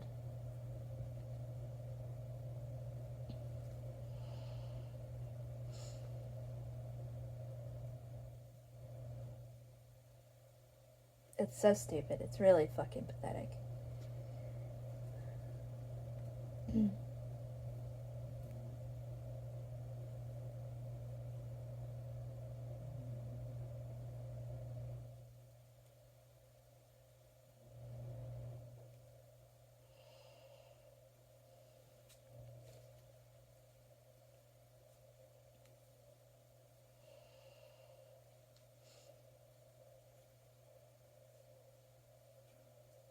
With his distraction on the way, he had enough pain left in his well for 2 more designs. Because reasons. Because fucking reasons. Because Martha Wells says so. Is there any fucking logic that you can follow from any of this shit? No, it's just whatever Martha Wells thinks needs to happen in the 5 seconds. It's fucking ridiculous.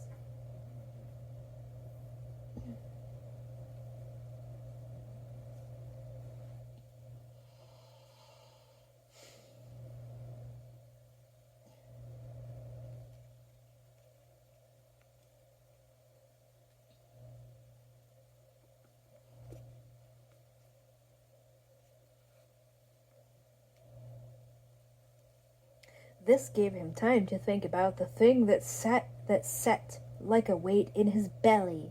Someone had not only known Kai and Ziti were coming here, but had known exactly what they meant to find and where it was, because we're still pretending that, ooh, drama, somebody's betrayed them. It's like, I don't know how they made friends in the first place with how fucking horrible they are to literally everybody. So, yeah, anybody who betrays them, good for them.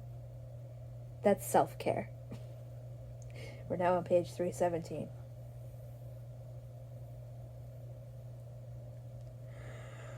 I don't fucking care.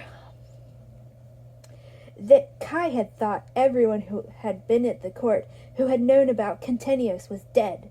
He had been certain of it. So had Ziti. They had both been certain enough to risk all their lives on it. And it's like, nobody gives a shit. What are you even talking about now? This is so fucking ridiculous.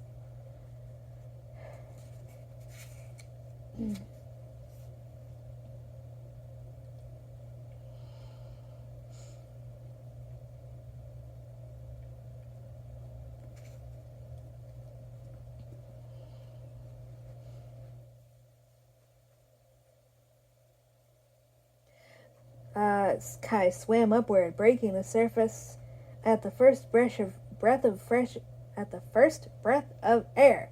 His stomach almost turned over. He forced it down ruthlessly. He needed that pain. That's so dumb.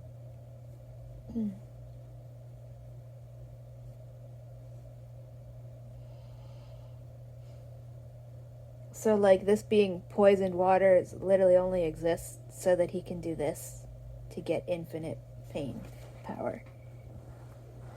And no other fucking purpose.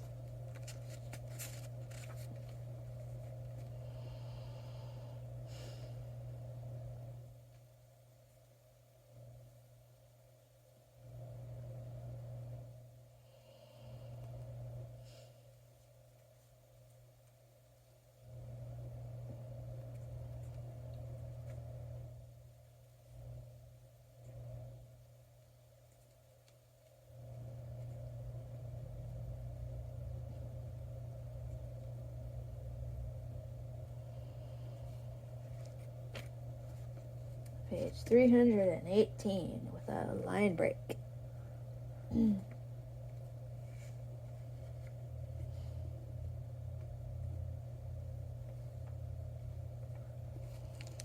I definitely can't finish this tonight.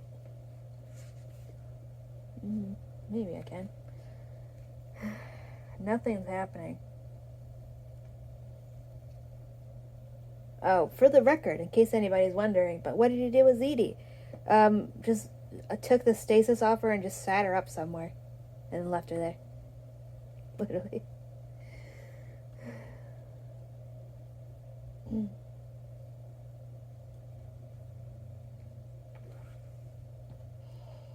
No, I didn't mean to kick you, sorry.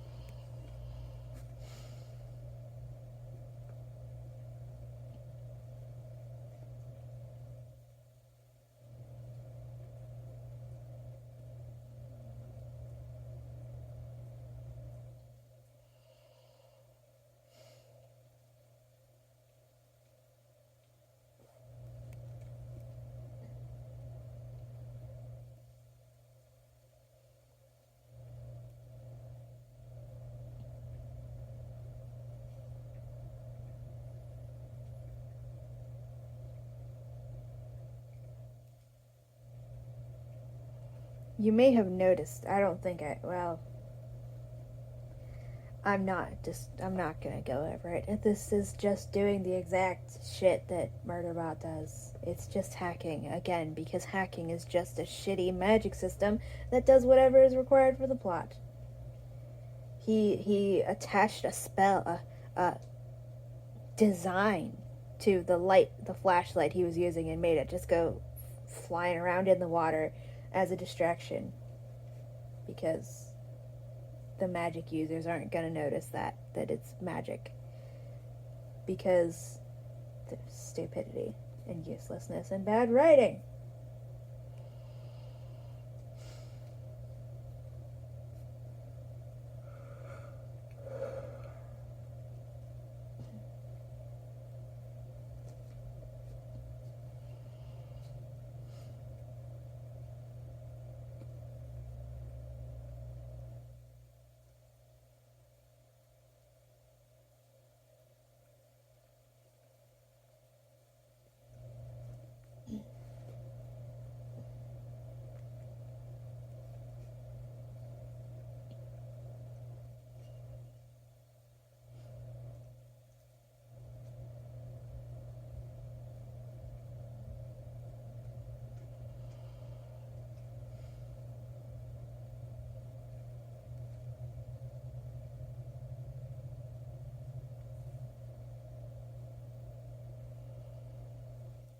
That's such a ridiculous thing to tell us on page 319. Kai crept up the stairs to the landing and slid on his belly, moving near silently, pressed to the mucky stone. There was a story among the Vidrayan, a name we have never heard, that he could turn into a snake. It was too bad it wasn't true. It would come in handy right now.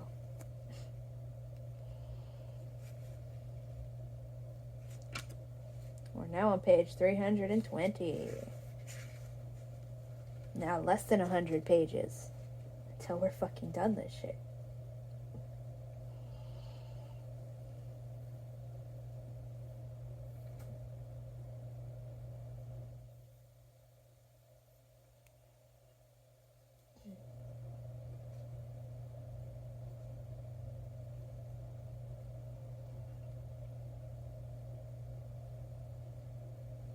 The immortal blessed have beaten up Ramad and are accusing him of lying. Dahin is lying on the ground, blah, blah, blah, blah, blah.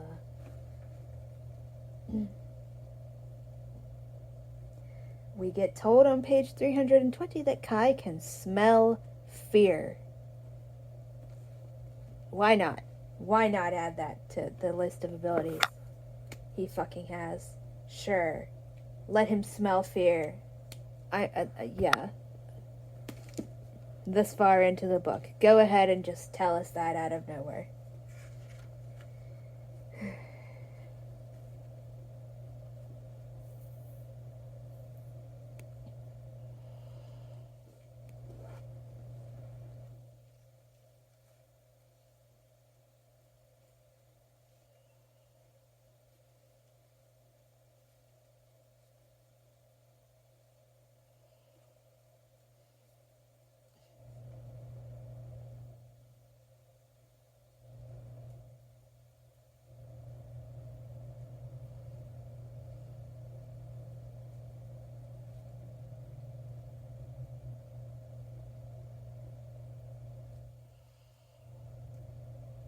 Ramad is saying, because I assume this is supposed to be important even though it means nothing to us.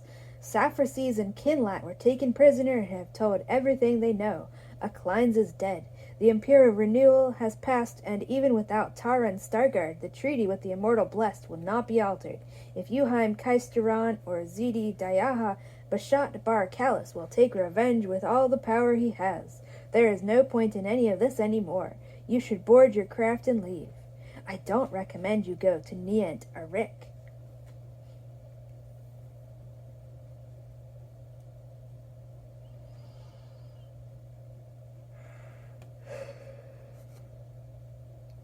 The person interrogating them is some person named Faharan.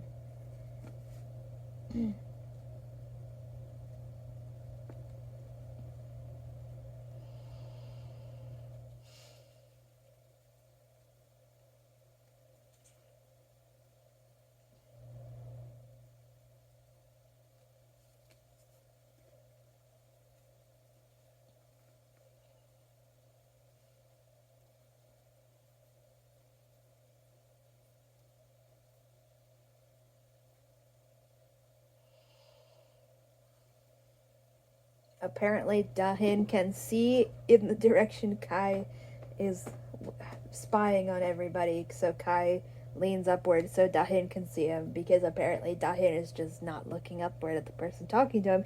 He just happens to be looking in the exact correct direction to see Kai, which is ridiculous.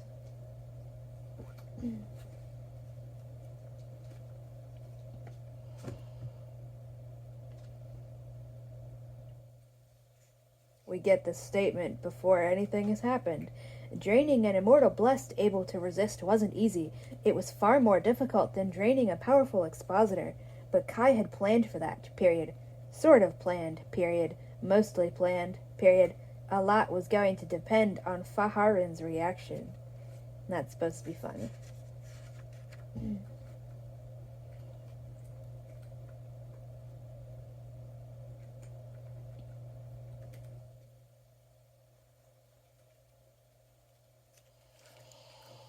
Page 322.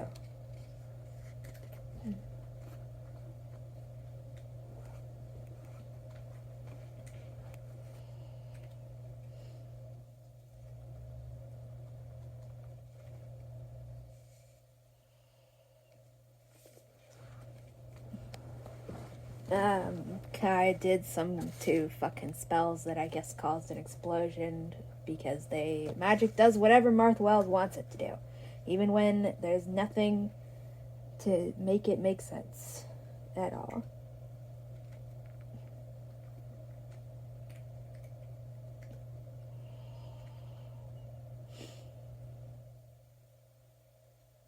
So now, on page 322, Kai can just throw spells at people like frisbees.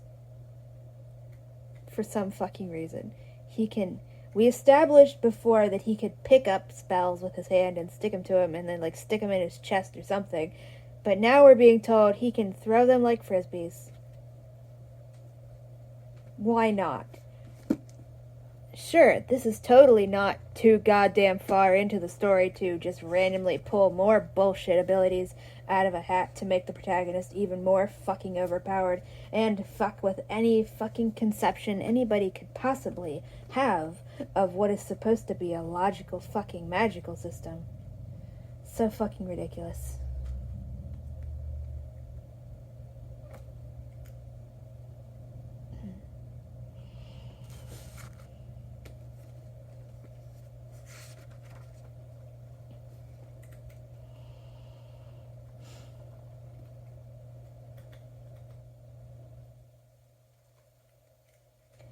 Kai has been stabbed, but I don't give a fuck.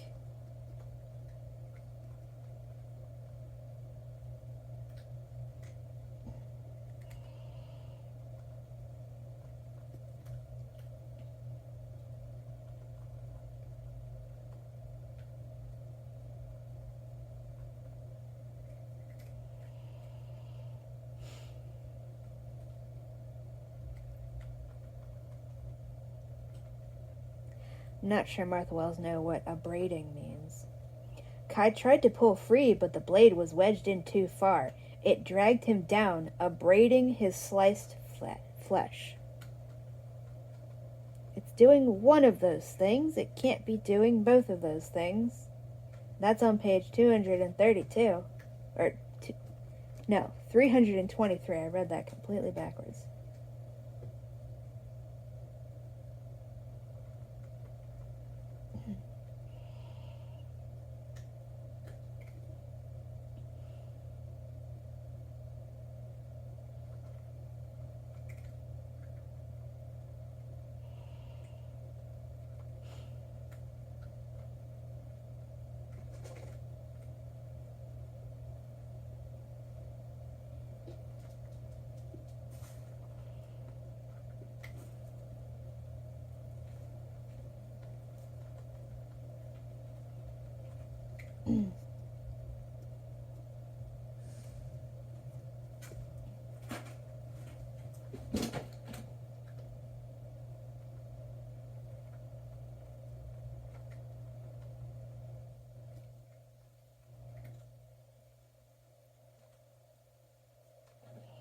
We're getting some stupid angst I don't give a fuck about.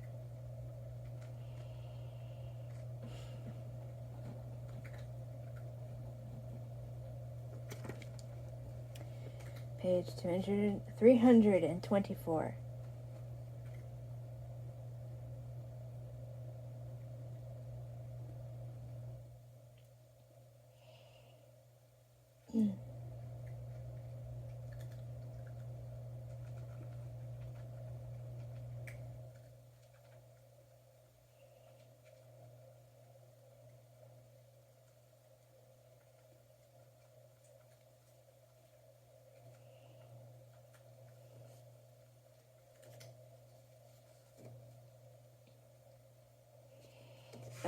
Dahin takes up the sword and stabs the other immortal martial guy through the heart, which will kill him, and this prevents that guy from telling anybody out being interrogated and all that shit. Whatever.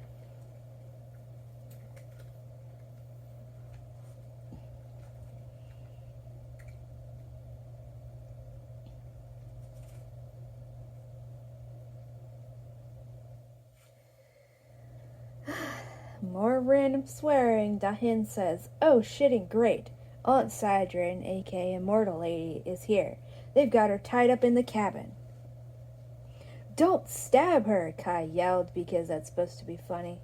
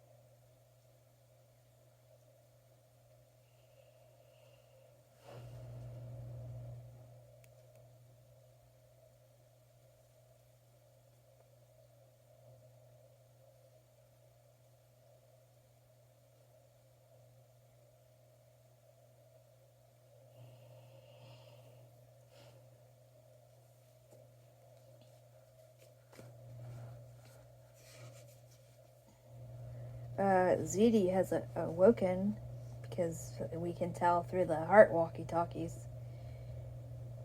And Kai's like, and don't stab your aunt, because it's supposed to be funny, and I guess we're supposed to be joking that Dahid stabbed that guy.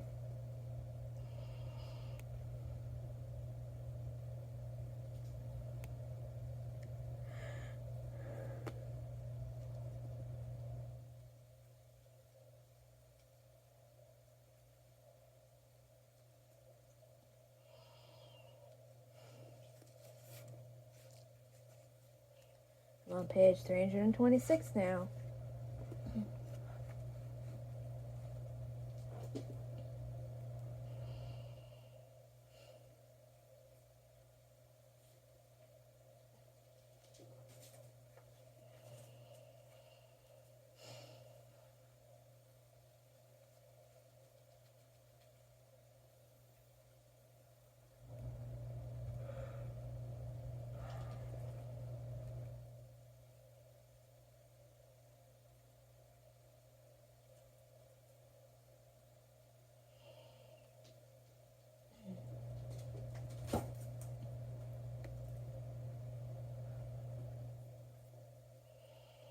They're just leaving Immortal Lady tied up.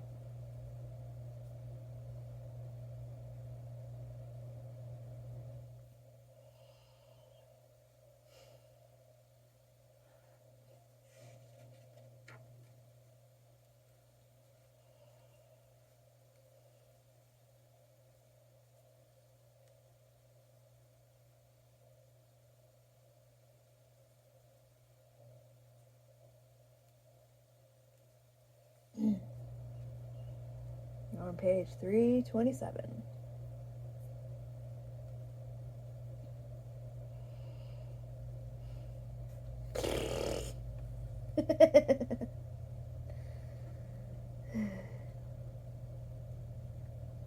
Martha Wells, I guess, forgot she's writing this instead of Murderbot.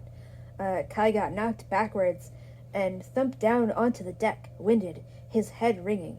His right eye had gone dark, and fluid ran down his face. She's saying fluid instead of blood because she says fluid for the Murderbot Diaries because Murderbot is just a shitty alien synthetic, but not a synthetic because she's bad at writing and doesn't have blood, and she just said fluid instead of blood. It's ridiculous.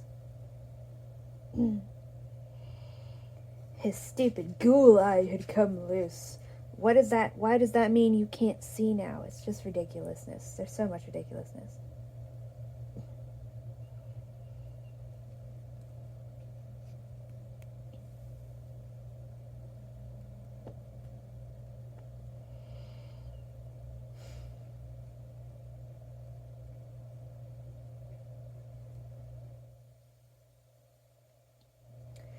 Kai's just pulling out the random ass fucking razor covered collapsing stick thing.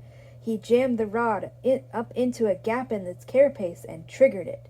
Because why? Why does this thing seem to have razor blades attached to it? Where did they get it?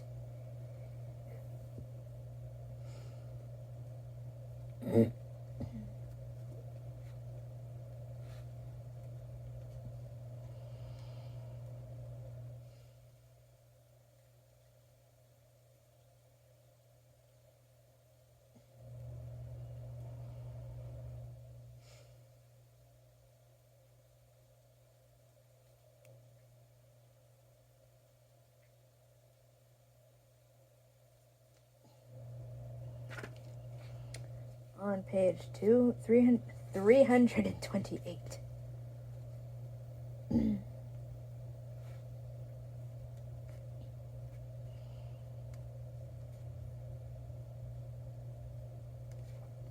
That was weird. Guess I should check the battery. 65%.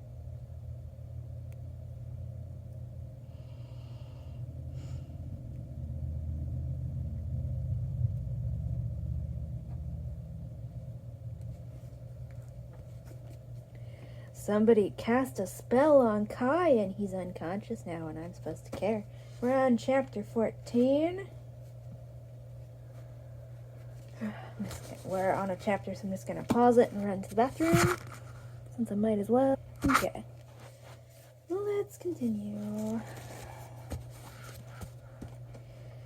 Chapter 14 on page 329.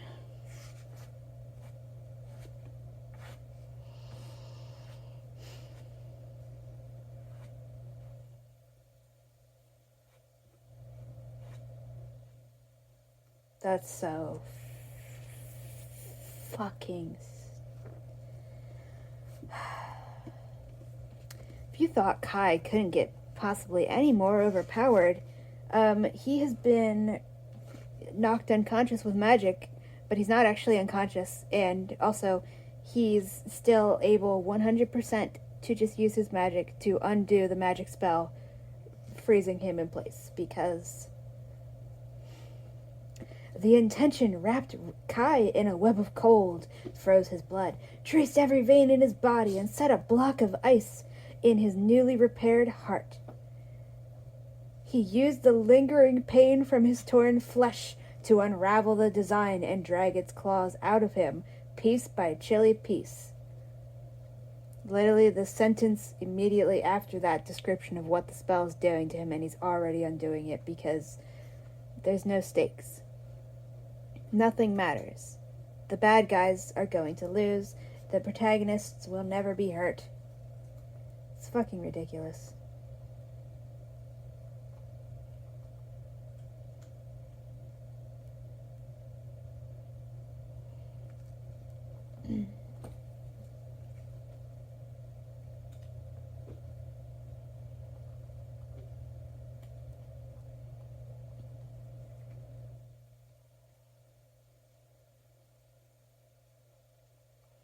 There was an extremely powerful expositor nearby, and that was very, very bad. That's a real sentence. Real quote. Trust me, guys, it's very, very bad. Despite Kai magically being able to undo the spell that was just done on him, literally the exact single line after it was described. Because they're the most overpowered, ridiculous fucking bullshit ever.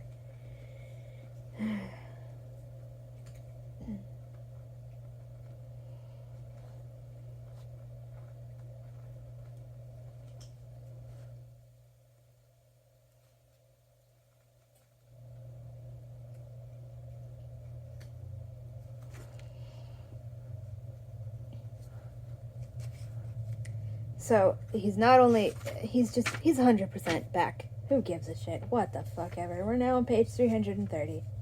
It's ridiculous.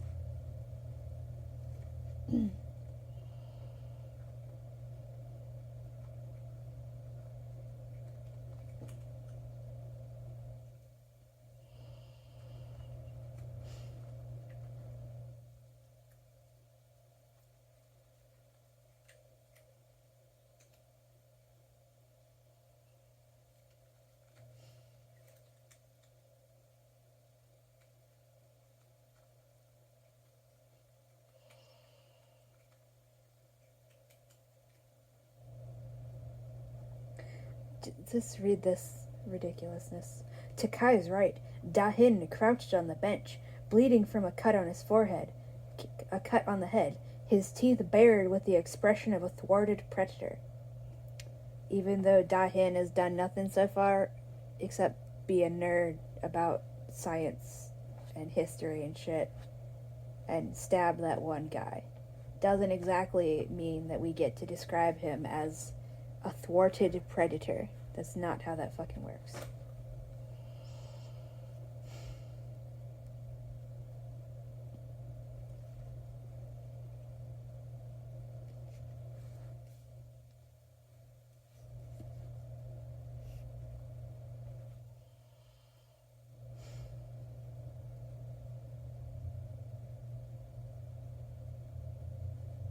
We're told that one of the immortal blessed people has a magical weapon that's so deadly.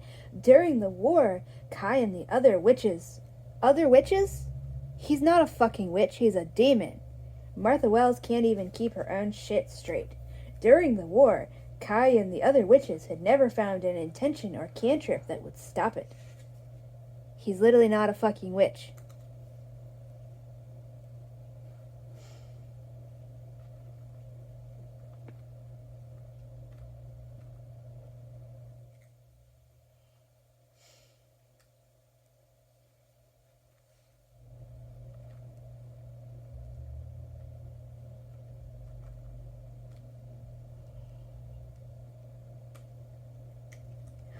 Ooh, whatever. We're pretending it's surprising that, the villain is probably not the expositor, but the slave. They're familiar. Ooh, isn't that a twist? They're familiar that has never gotten a description and we were just told they exist in the background. This is so fucking terribly written, I swear to God. Page 330 to 331. Kai took in the way the veiled familiar stood, the set of their shoulders, the way the expositor's dark eyes were empty, trained not on Kai but past him, into the distance. The intention had been so strong, so effective, reaching down into the parts of Kai that were still of the under-earth, even after all this time. No expositor had ever been able to do that before, not like this. Let me read that again. The intention had been so strong, so effective. Now let me page back. 1 page ago, right there on chapter 14, literally that second paragraph, he's already undoing the spell and has undone it before that page is done. And the spell was cast literally right over here, and he starts undoing it right here, and then it's done right here. But we're getting told that was really a really effective, unimaginably strong spell, and it's like, are you fucking kidding me? That's so fucking ridiculous.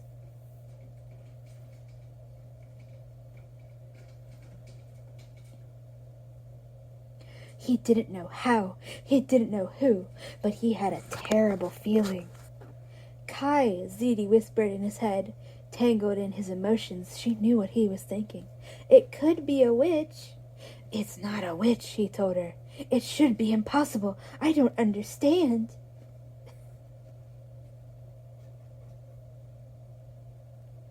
His gaze on the veiled figure, Kai said, "So who do you think gets eaten first when this all goes wrong?"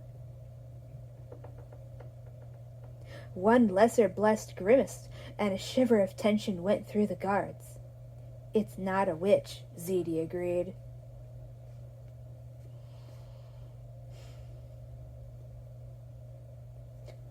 The veiled person stepped forward and knelt to be at eye level with Kai, hands lifted to draw the dark gauze back. Their eyes were like his, whiteless, matte black.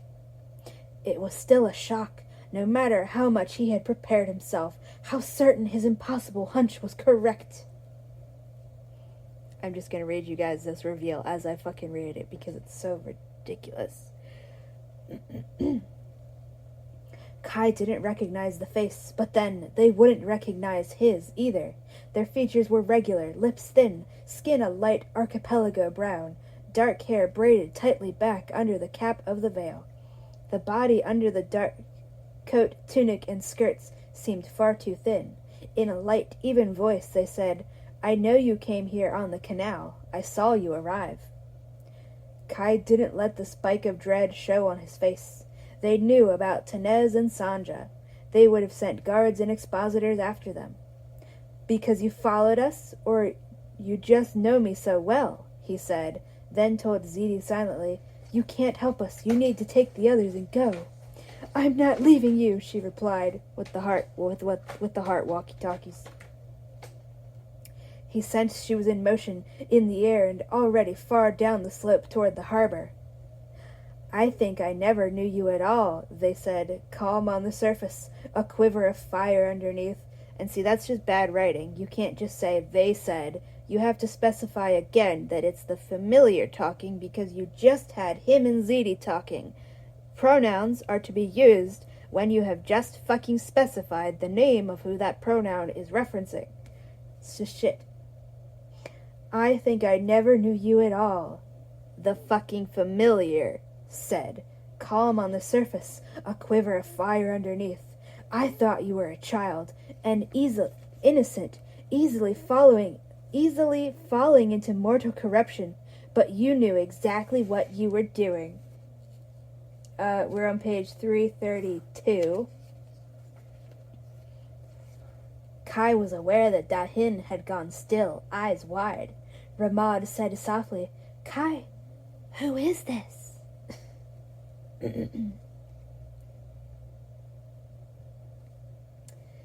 Kai's throat was dry. "This is a demon in a mortal body who came here before the hierarchs closed the passage to the under-earth." Unexpected anger made his voice thick. "But surely not one I've ever met, since leaving your gifted mortal body and taking another is such a terrible crime, even when it's an accident that let a mortal prince kill a hierarch." Because we're again pretending that Kai is an oppressed minority. They tilted their head, smiling faintly, eyes narrowing in old disdain. "I will never believe that was an accident, Kai Enna." So this is so fucking ridiculous. "It was the way..."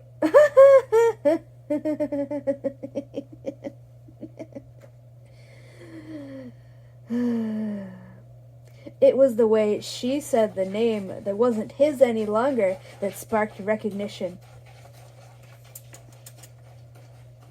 "Arn Nefa, you were going off to die because..." What the fuck are you doing? I hate Martha Wells so much. Fucking ridiculous.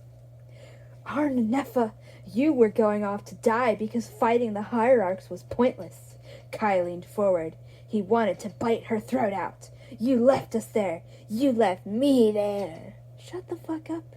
You called everybody else a useless pile of shit if they were too physically fucking weak from getting tortured to get themselves out of the goddamn area, and if they didn't immediately throw themselves into a fight.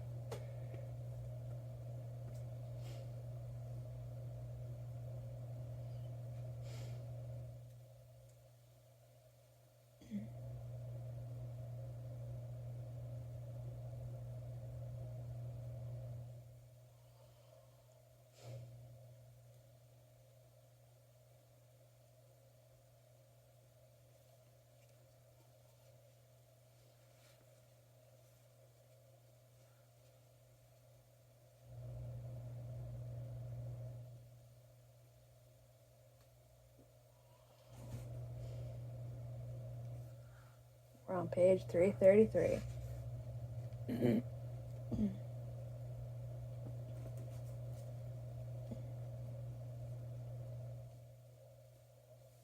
We actually don't need to fucking know that, Martha Wells. We don't need to know that. We shouldn't know that. That's bullshit. Dahin blah blah says, "In case anyone needs to know," and then he points at the two nameless goons we don't need to know the fucking names of. "These are Narain and Shiren, long known for clinging to Fahar and Tabard like little shitballs they are." Shitballs. They are. because we don't. Martha Wells thinks if she just tells us a bunch of people's names, that means it's good writing. It's actually actively shit. Every new name she piles on us is making it worse.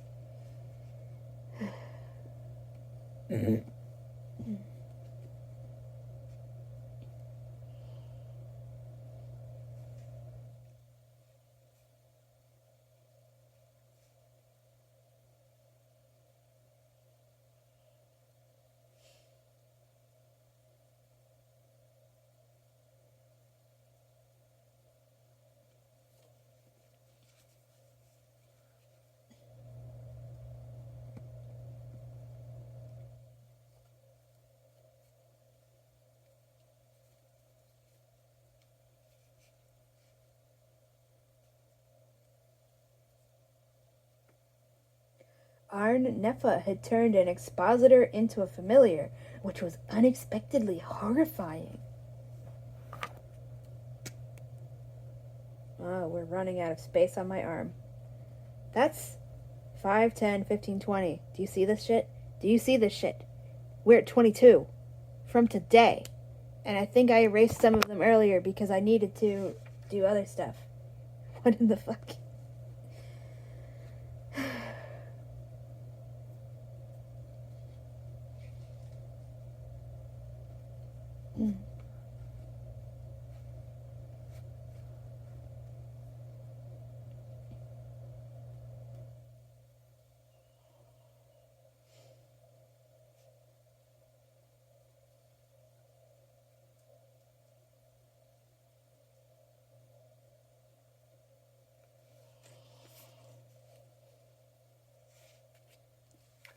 On page 334.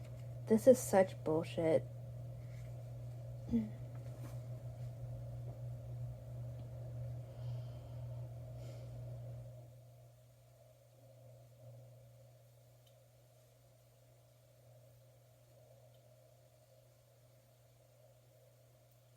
We're just changing Arn Neffa's name to Astaranth because shitty fucking reasons.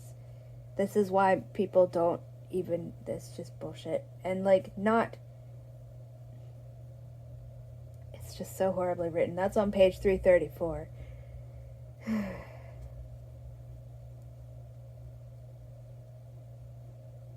And yeah, we're just gonna be using the other two should be nameless fucking minions.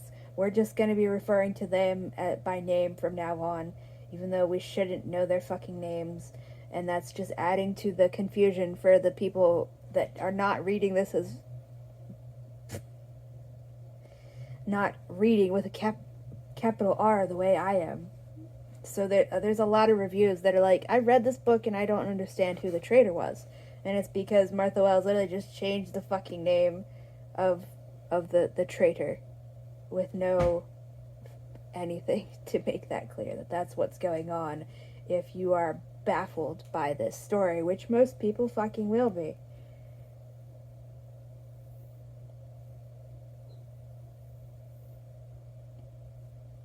Why are you thinking that to Ziti? This is just uselessness.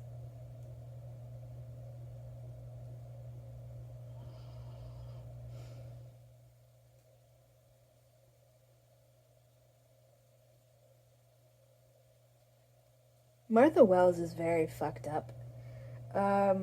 Ziti has referred to Arn Neffa as a self-righteous shit because Arn Neffa thinks war crimes are bad.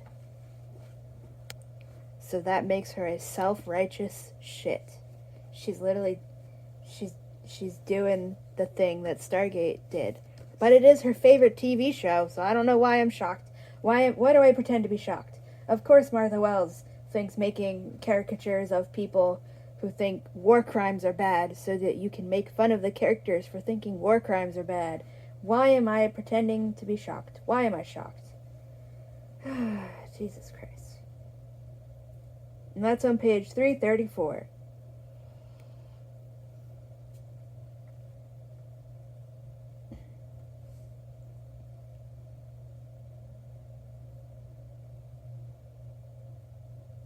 Oh, I guess her full name, Arn Neffa.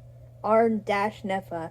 I guess Arn has been short for Arnsterath the whole time because Martha Wells is terrible at fucking writing.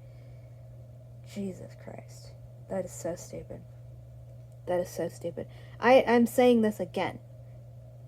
Don't give your characters long, fancy, cool demon names like Arnsterath or Kaisteron if you're just going to shorten them all to a single goddamn syllable. Don't do that. Just make their name that single fucking syllable unless it is specifically the thing that their parents say when they are in trouble. First name, middle name, last name, get in here, whatever. Or specific legal purposes. Don't just do it because, ooh, yeah, that name sounds cool, but I don't want to have to type all that. You're a fucking coward. If you're going to give characters names like Arnsterath, call them that the entire goddamn story. If you're going to have a character named Kaisteron, Kaiisteron, call him that the whole fucking time. Otherwise, you're just a pretentious coward. It's fucking ridiculous.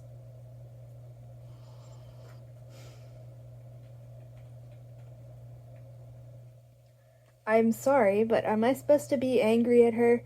Like, yeah, I am gonna side with the person who says war crimes are bad, who is now very clearly working against the evil goddamn empire. Good for her. Fuck these people. I'm gonna have to make the meme from the Planet of the Apes, but instead of the Statue of Liberty, it's gonna be labeled Martha Wells, making a character that we are designed to hate because the character says war crimes are bad. You did it! You just Jesus fucking A.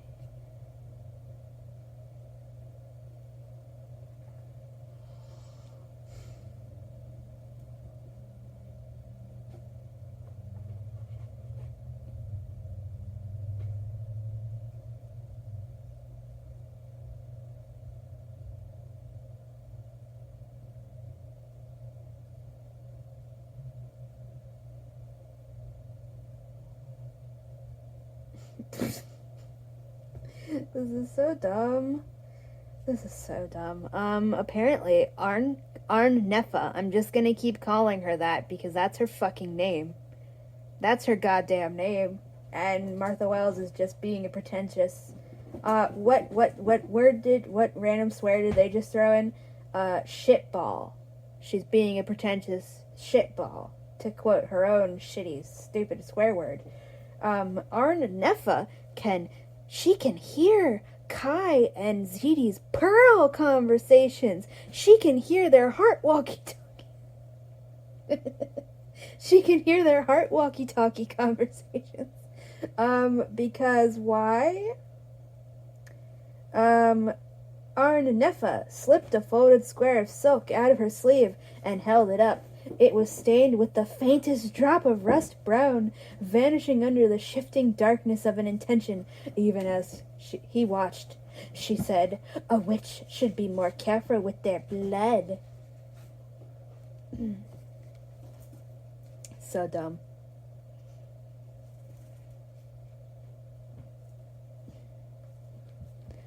This is pathetic. "Shit," Ziti whispered. Shitting. Her voice cut off as she withdrew from Kai's thoughts and sealed her mind away. On the ship's deck at Orintuk, she had done the finding can trip with spit and blood. A drop must have fallen unnoticed to the deck, but only a demon could have sniffed it out. A mortal expositor would never have found it. That was how Arn Neffa had known they were coming here, feeling the pull of that blood like a lodestone. And at close range, with the power well formed by the summer halls, it had let her hear Ziti's Pearl. That is the most absurd, contrived, fucking bullshit I've ever heard. The pearl in Ziti's heart is not made of Ziti's fucking blood. It's made with Kai's blood. He solidified a drop of his blood in a scene we have yet to see. No explanation. And she swallowed it, and somehow that means it ended up in her heart to form their stupid heart walkie-talkies. Now we are pretending on page 335. All of that whole entire explanation is just a paragraph this big on page 335. That's how big the paragraph is, between my fingers. That's the size of the paragraph. On page 335. Now we are pretending that actually, if you can get your hand on witch blood, you can do literally anything you want with it, including track them from miles and miles and miles and miles away with just a single shitty drop of blood that you're supposed to have gotten from somewhere, somehow. That doesn't make fucking sense. And also, you can use it to hear somebody's heart walkie-talkie, even, like, this could maybe fucking make sense if it was a drop of Kai's blood, so she had given herself a heart walkie-talkie to him, and that let her access the little web of heart walkie-talkie frequencies. But no, we're going with Zeddy's blood for some reason, which doesn't even remotely have any, there's no plausibility there at all. This is just absolute bullshit that Martha Wells, to be crass, because she keeps making up stupid swear words and thinks saying puss makes it mature. This is just bullshit that Martha Wells has just pulled completely out of her ass on page 335 of this book to explain shit that really didn't. This is just dumb. It's just terrible. This is ridiculous. This is just such and everybody listed in the acknowledgments of this book is so happy to tell everybody, yeah, I'm responsible for putting that into the world and making people pay $28.99 or $38.99 for it. Yeah, guys. $30 for this pile of fucking bullshit pulled straight out of Martha Wells' ass this far in a way that once again completely destroys any semblance of logic or continuity that this magic system could have had. Not even just enough plausible deniability to say it's Kai's blood. That would make fucking sense. It would literally be the simplest goddamn thing in the world. Just say that she fucking took some of Kai's blood somehow, somewhen. You could, if you wanted to really make her a villainous, evil caricature, you could have said that she took blood from Enna's body all the way back then and swallowed a drop of it because it was still blah, somehow connected to Kai because magic. And that gave her a heart walkie-talkie to him so she could keep track of him. And she's just kept her button to talk off and just been listening to this shit this whole time. That would make sense. That would be so fucking logical. It's so goddamn easy. But does Martha Wells do that? No. She goes with the most bullshit, batshit thing ever that doesn't even remotely make sense in any fucking way. And it's just so... Jesus Christ. I'm gonna have just... My fucking God. And Tor.com is happy to publish this shit.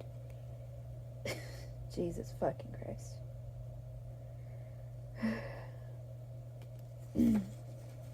Let's continue reading below that fucking line break over there, shall we?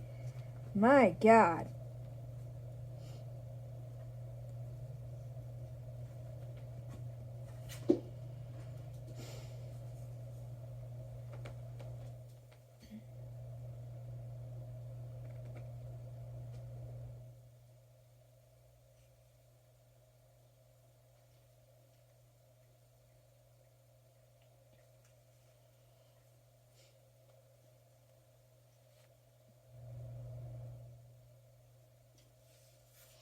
Martha Wells disparagingly referring to someone as a vegetable, an enslaved person as a vegetable, of course.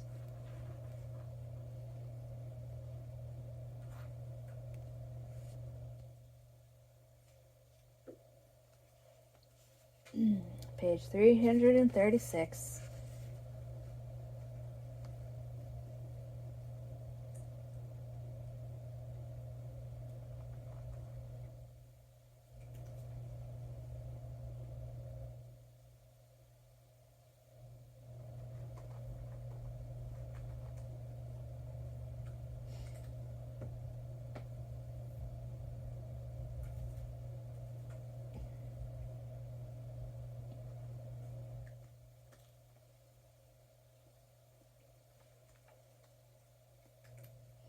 There's a bunch of bullshit going on here.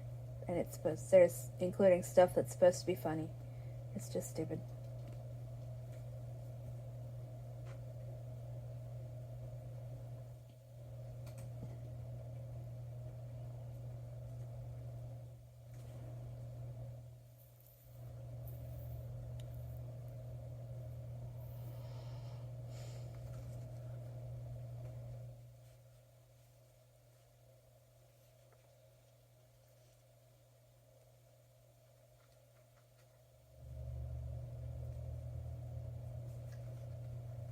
The reason Kai and Martha Wells is now referring to Arn Neffa as Arnsterath is because Kai thinks that Arn Neffa doesn't deserve that title anymore because the indigenous coded people that brought them to the surface in the first place are dead now. So Arn Neffa doesn't get to call herself the name that they gave her in honor of her first host. Which is so many layers of bigotry. I'm not even gonna untangle that right now. Yeah, I'm just going to continue calling her Arn Neffa because that is the name that she fucking chose. She's never fucking said she wants to be called Arnsterath. Kai is literally only calling her that as a fucking insult. He is stripping her of what is, in theory, her cultural fucking heritage and her own goddamn name. And because reasons. It's just bigotry. Too many goddamn layers. Whatever. Her name is Arn Neffa. Fuck Kai. Just because Kai doesn't give a single fucking shit about anybody but himself, including Enna, it doesn't mean everybody else does. No one gives a shit, Kai. Shut the fuck up.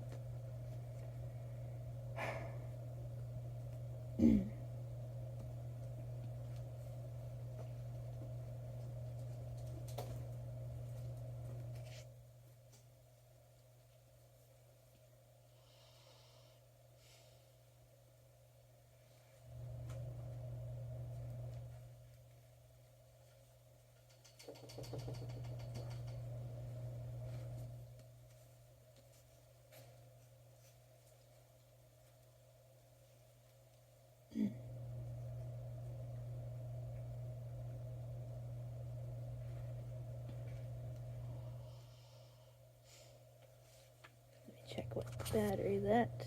88%. This battery charge is very good.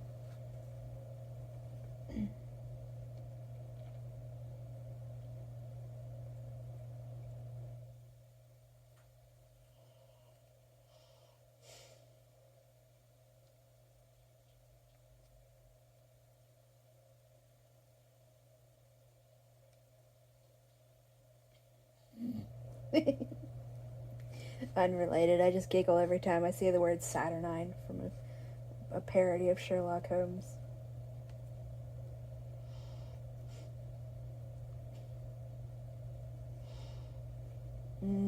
I forget what it's called. It's a parody of Sherlock Holmes and a bunch of other famous detective characters. It's a parody of them. There's like 2 stories that go with it. It's just funny.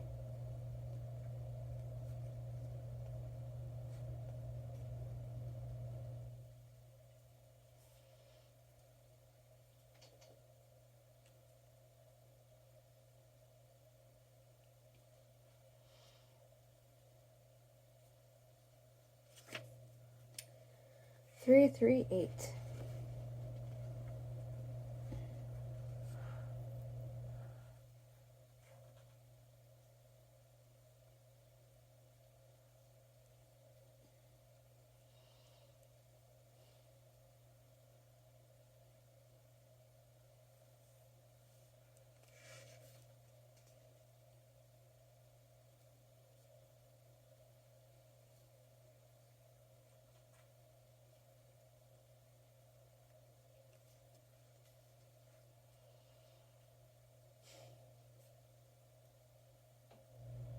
Let me get a drink.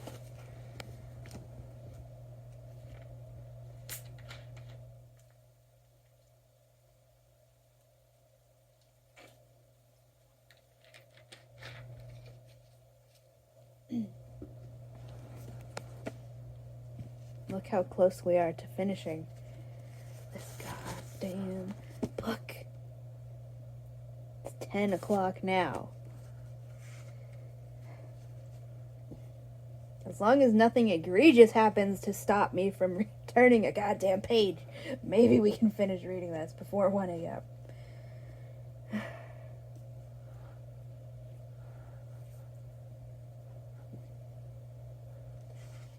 Also, this isn't a traitor. In order to be a traitor, in order for there to be a betrayal, you have to be on the same side. Arnefa made it very clear she's not on the side of people who commit war crimes.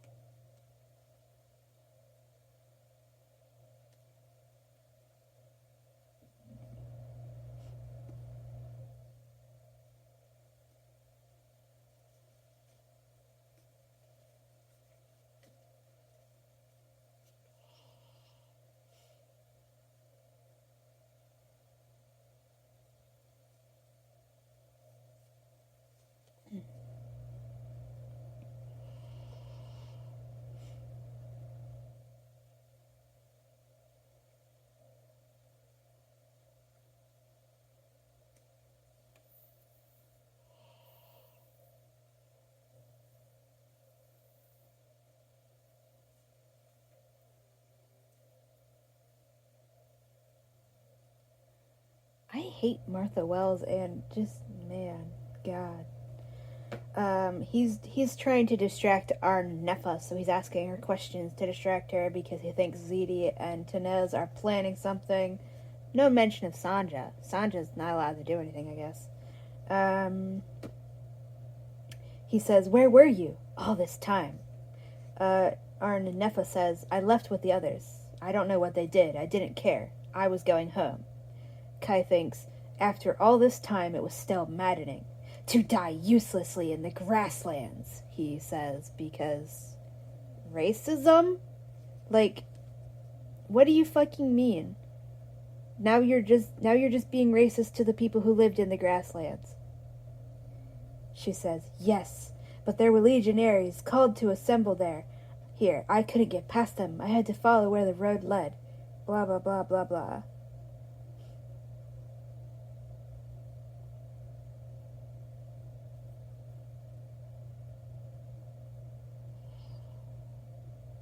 We're gonna pretend she's actually the bad guy because she also did a war crime and used the well of the hierarchs to fight, which Kai has never done. That's what makes her an abomination. The person who says war crimes are bad, well, actually, she did a war crime too. And did a thing that makes her an abomination somehow. No explanation. Wait, what the fuck is Kai talking about? Kai said, "I never used the well. Never." And he managed not to say, "Then I really would have been an abomination." But Kai did use the goddamn well of power that the hierarchs created when they genocided the city of Orentuck. Apparently that doesn't count, because it's only bad to do war crimes and shit like that when it's a bad guy. Bad guy.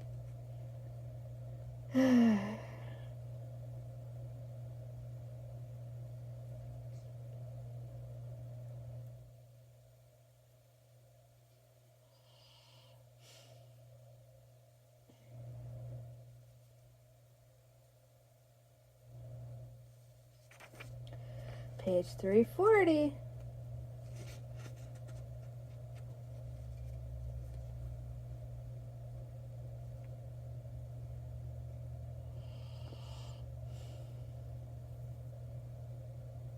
We're just getting more random ass fucking names that mean nothing. All of this is happening just to continue padding the goddamn runtime. We're just sitting around talking about the plot. None of it fucking matters. Ridiculousness. This is page 340. All of this had been more than 60 years ago, during the war and right after. So it was 60 years ago. That's what we're considering a mortal lifetime? How has it been 60 years since then, and then Dahin is, like, still spry? He's not described as old.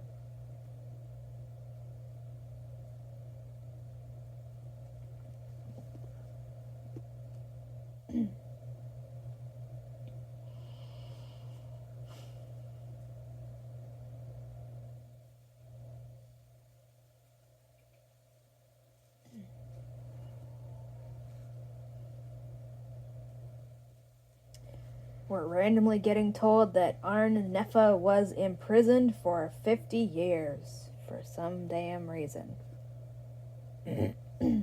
She was literally only let out of the prison 7 years ago.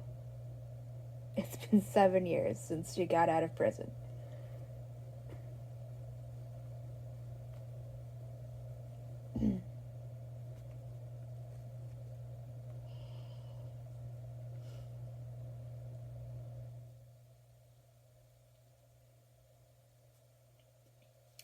Also, I am going to fucking nitpick. They're talking about years in terms of winters. The grasslands are all the way over here, behind a goddamn mountain range.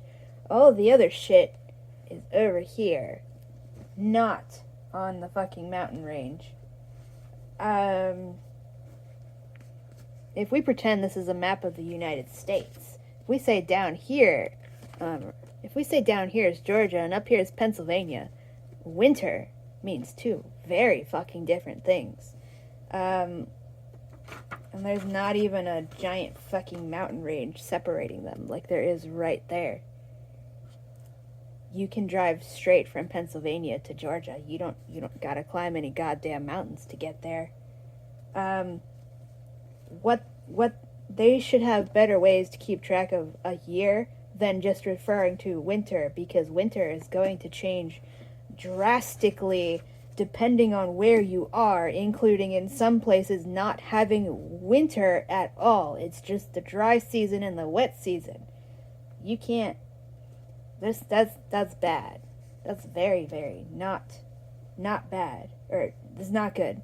That's not going to be accurate in any way when you are talking about distances this fucking big. This fucking big.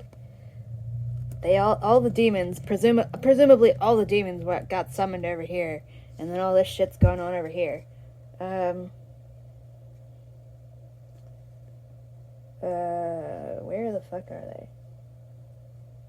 That's so dumb. So I guess right now they're right here in the middle of the map. And this is down here is the empty city that nobody lives in except for the people who live there. They don't count. What in the flip?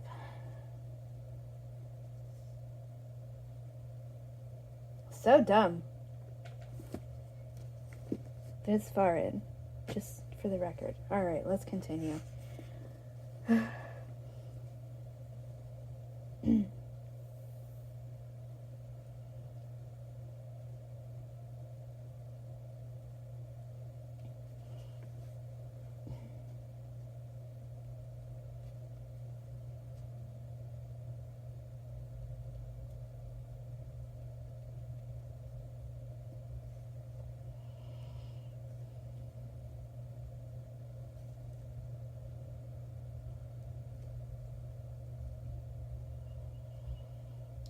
One of the immortal people's like, be on your guard, a mortal servant is coming out with a message. So Kai's like, thinking, presuming this is part of Tenez and Zidi's plan, she's just a mortal child.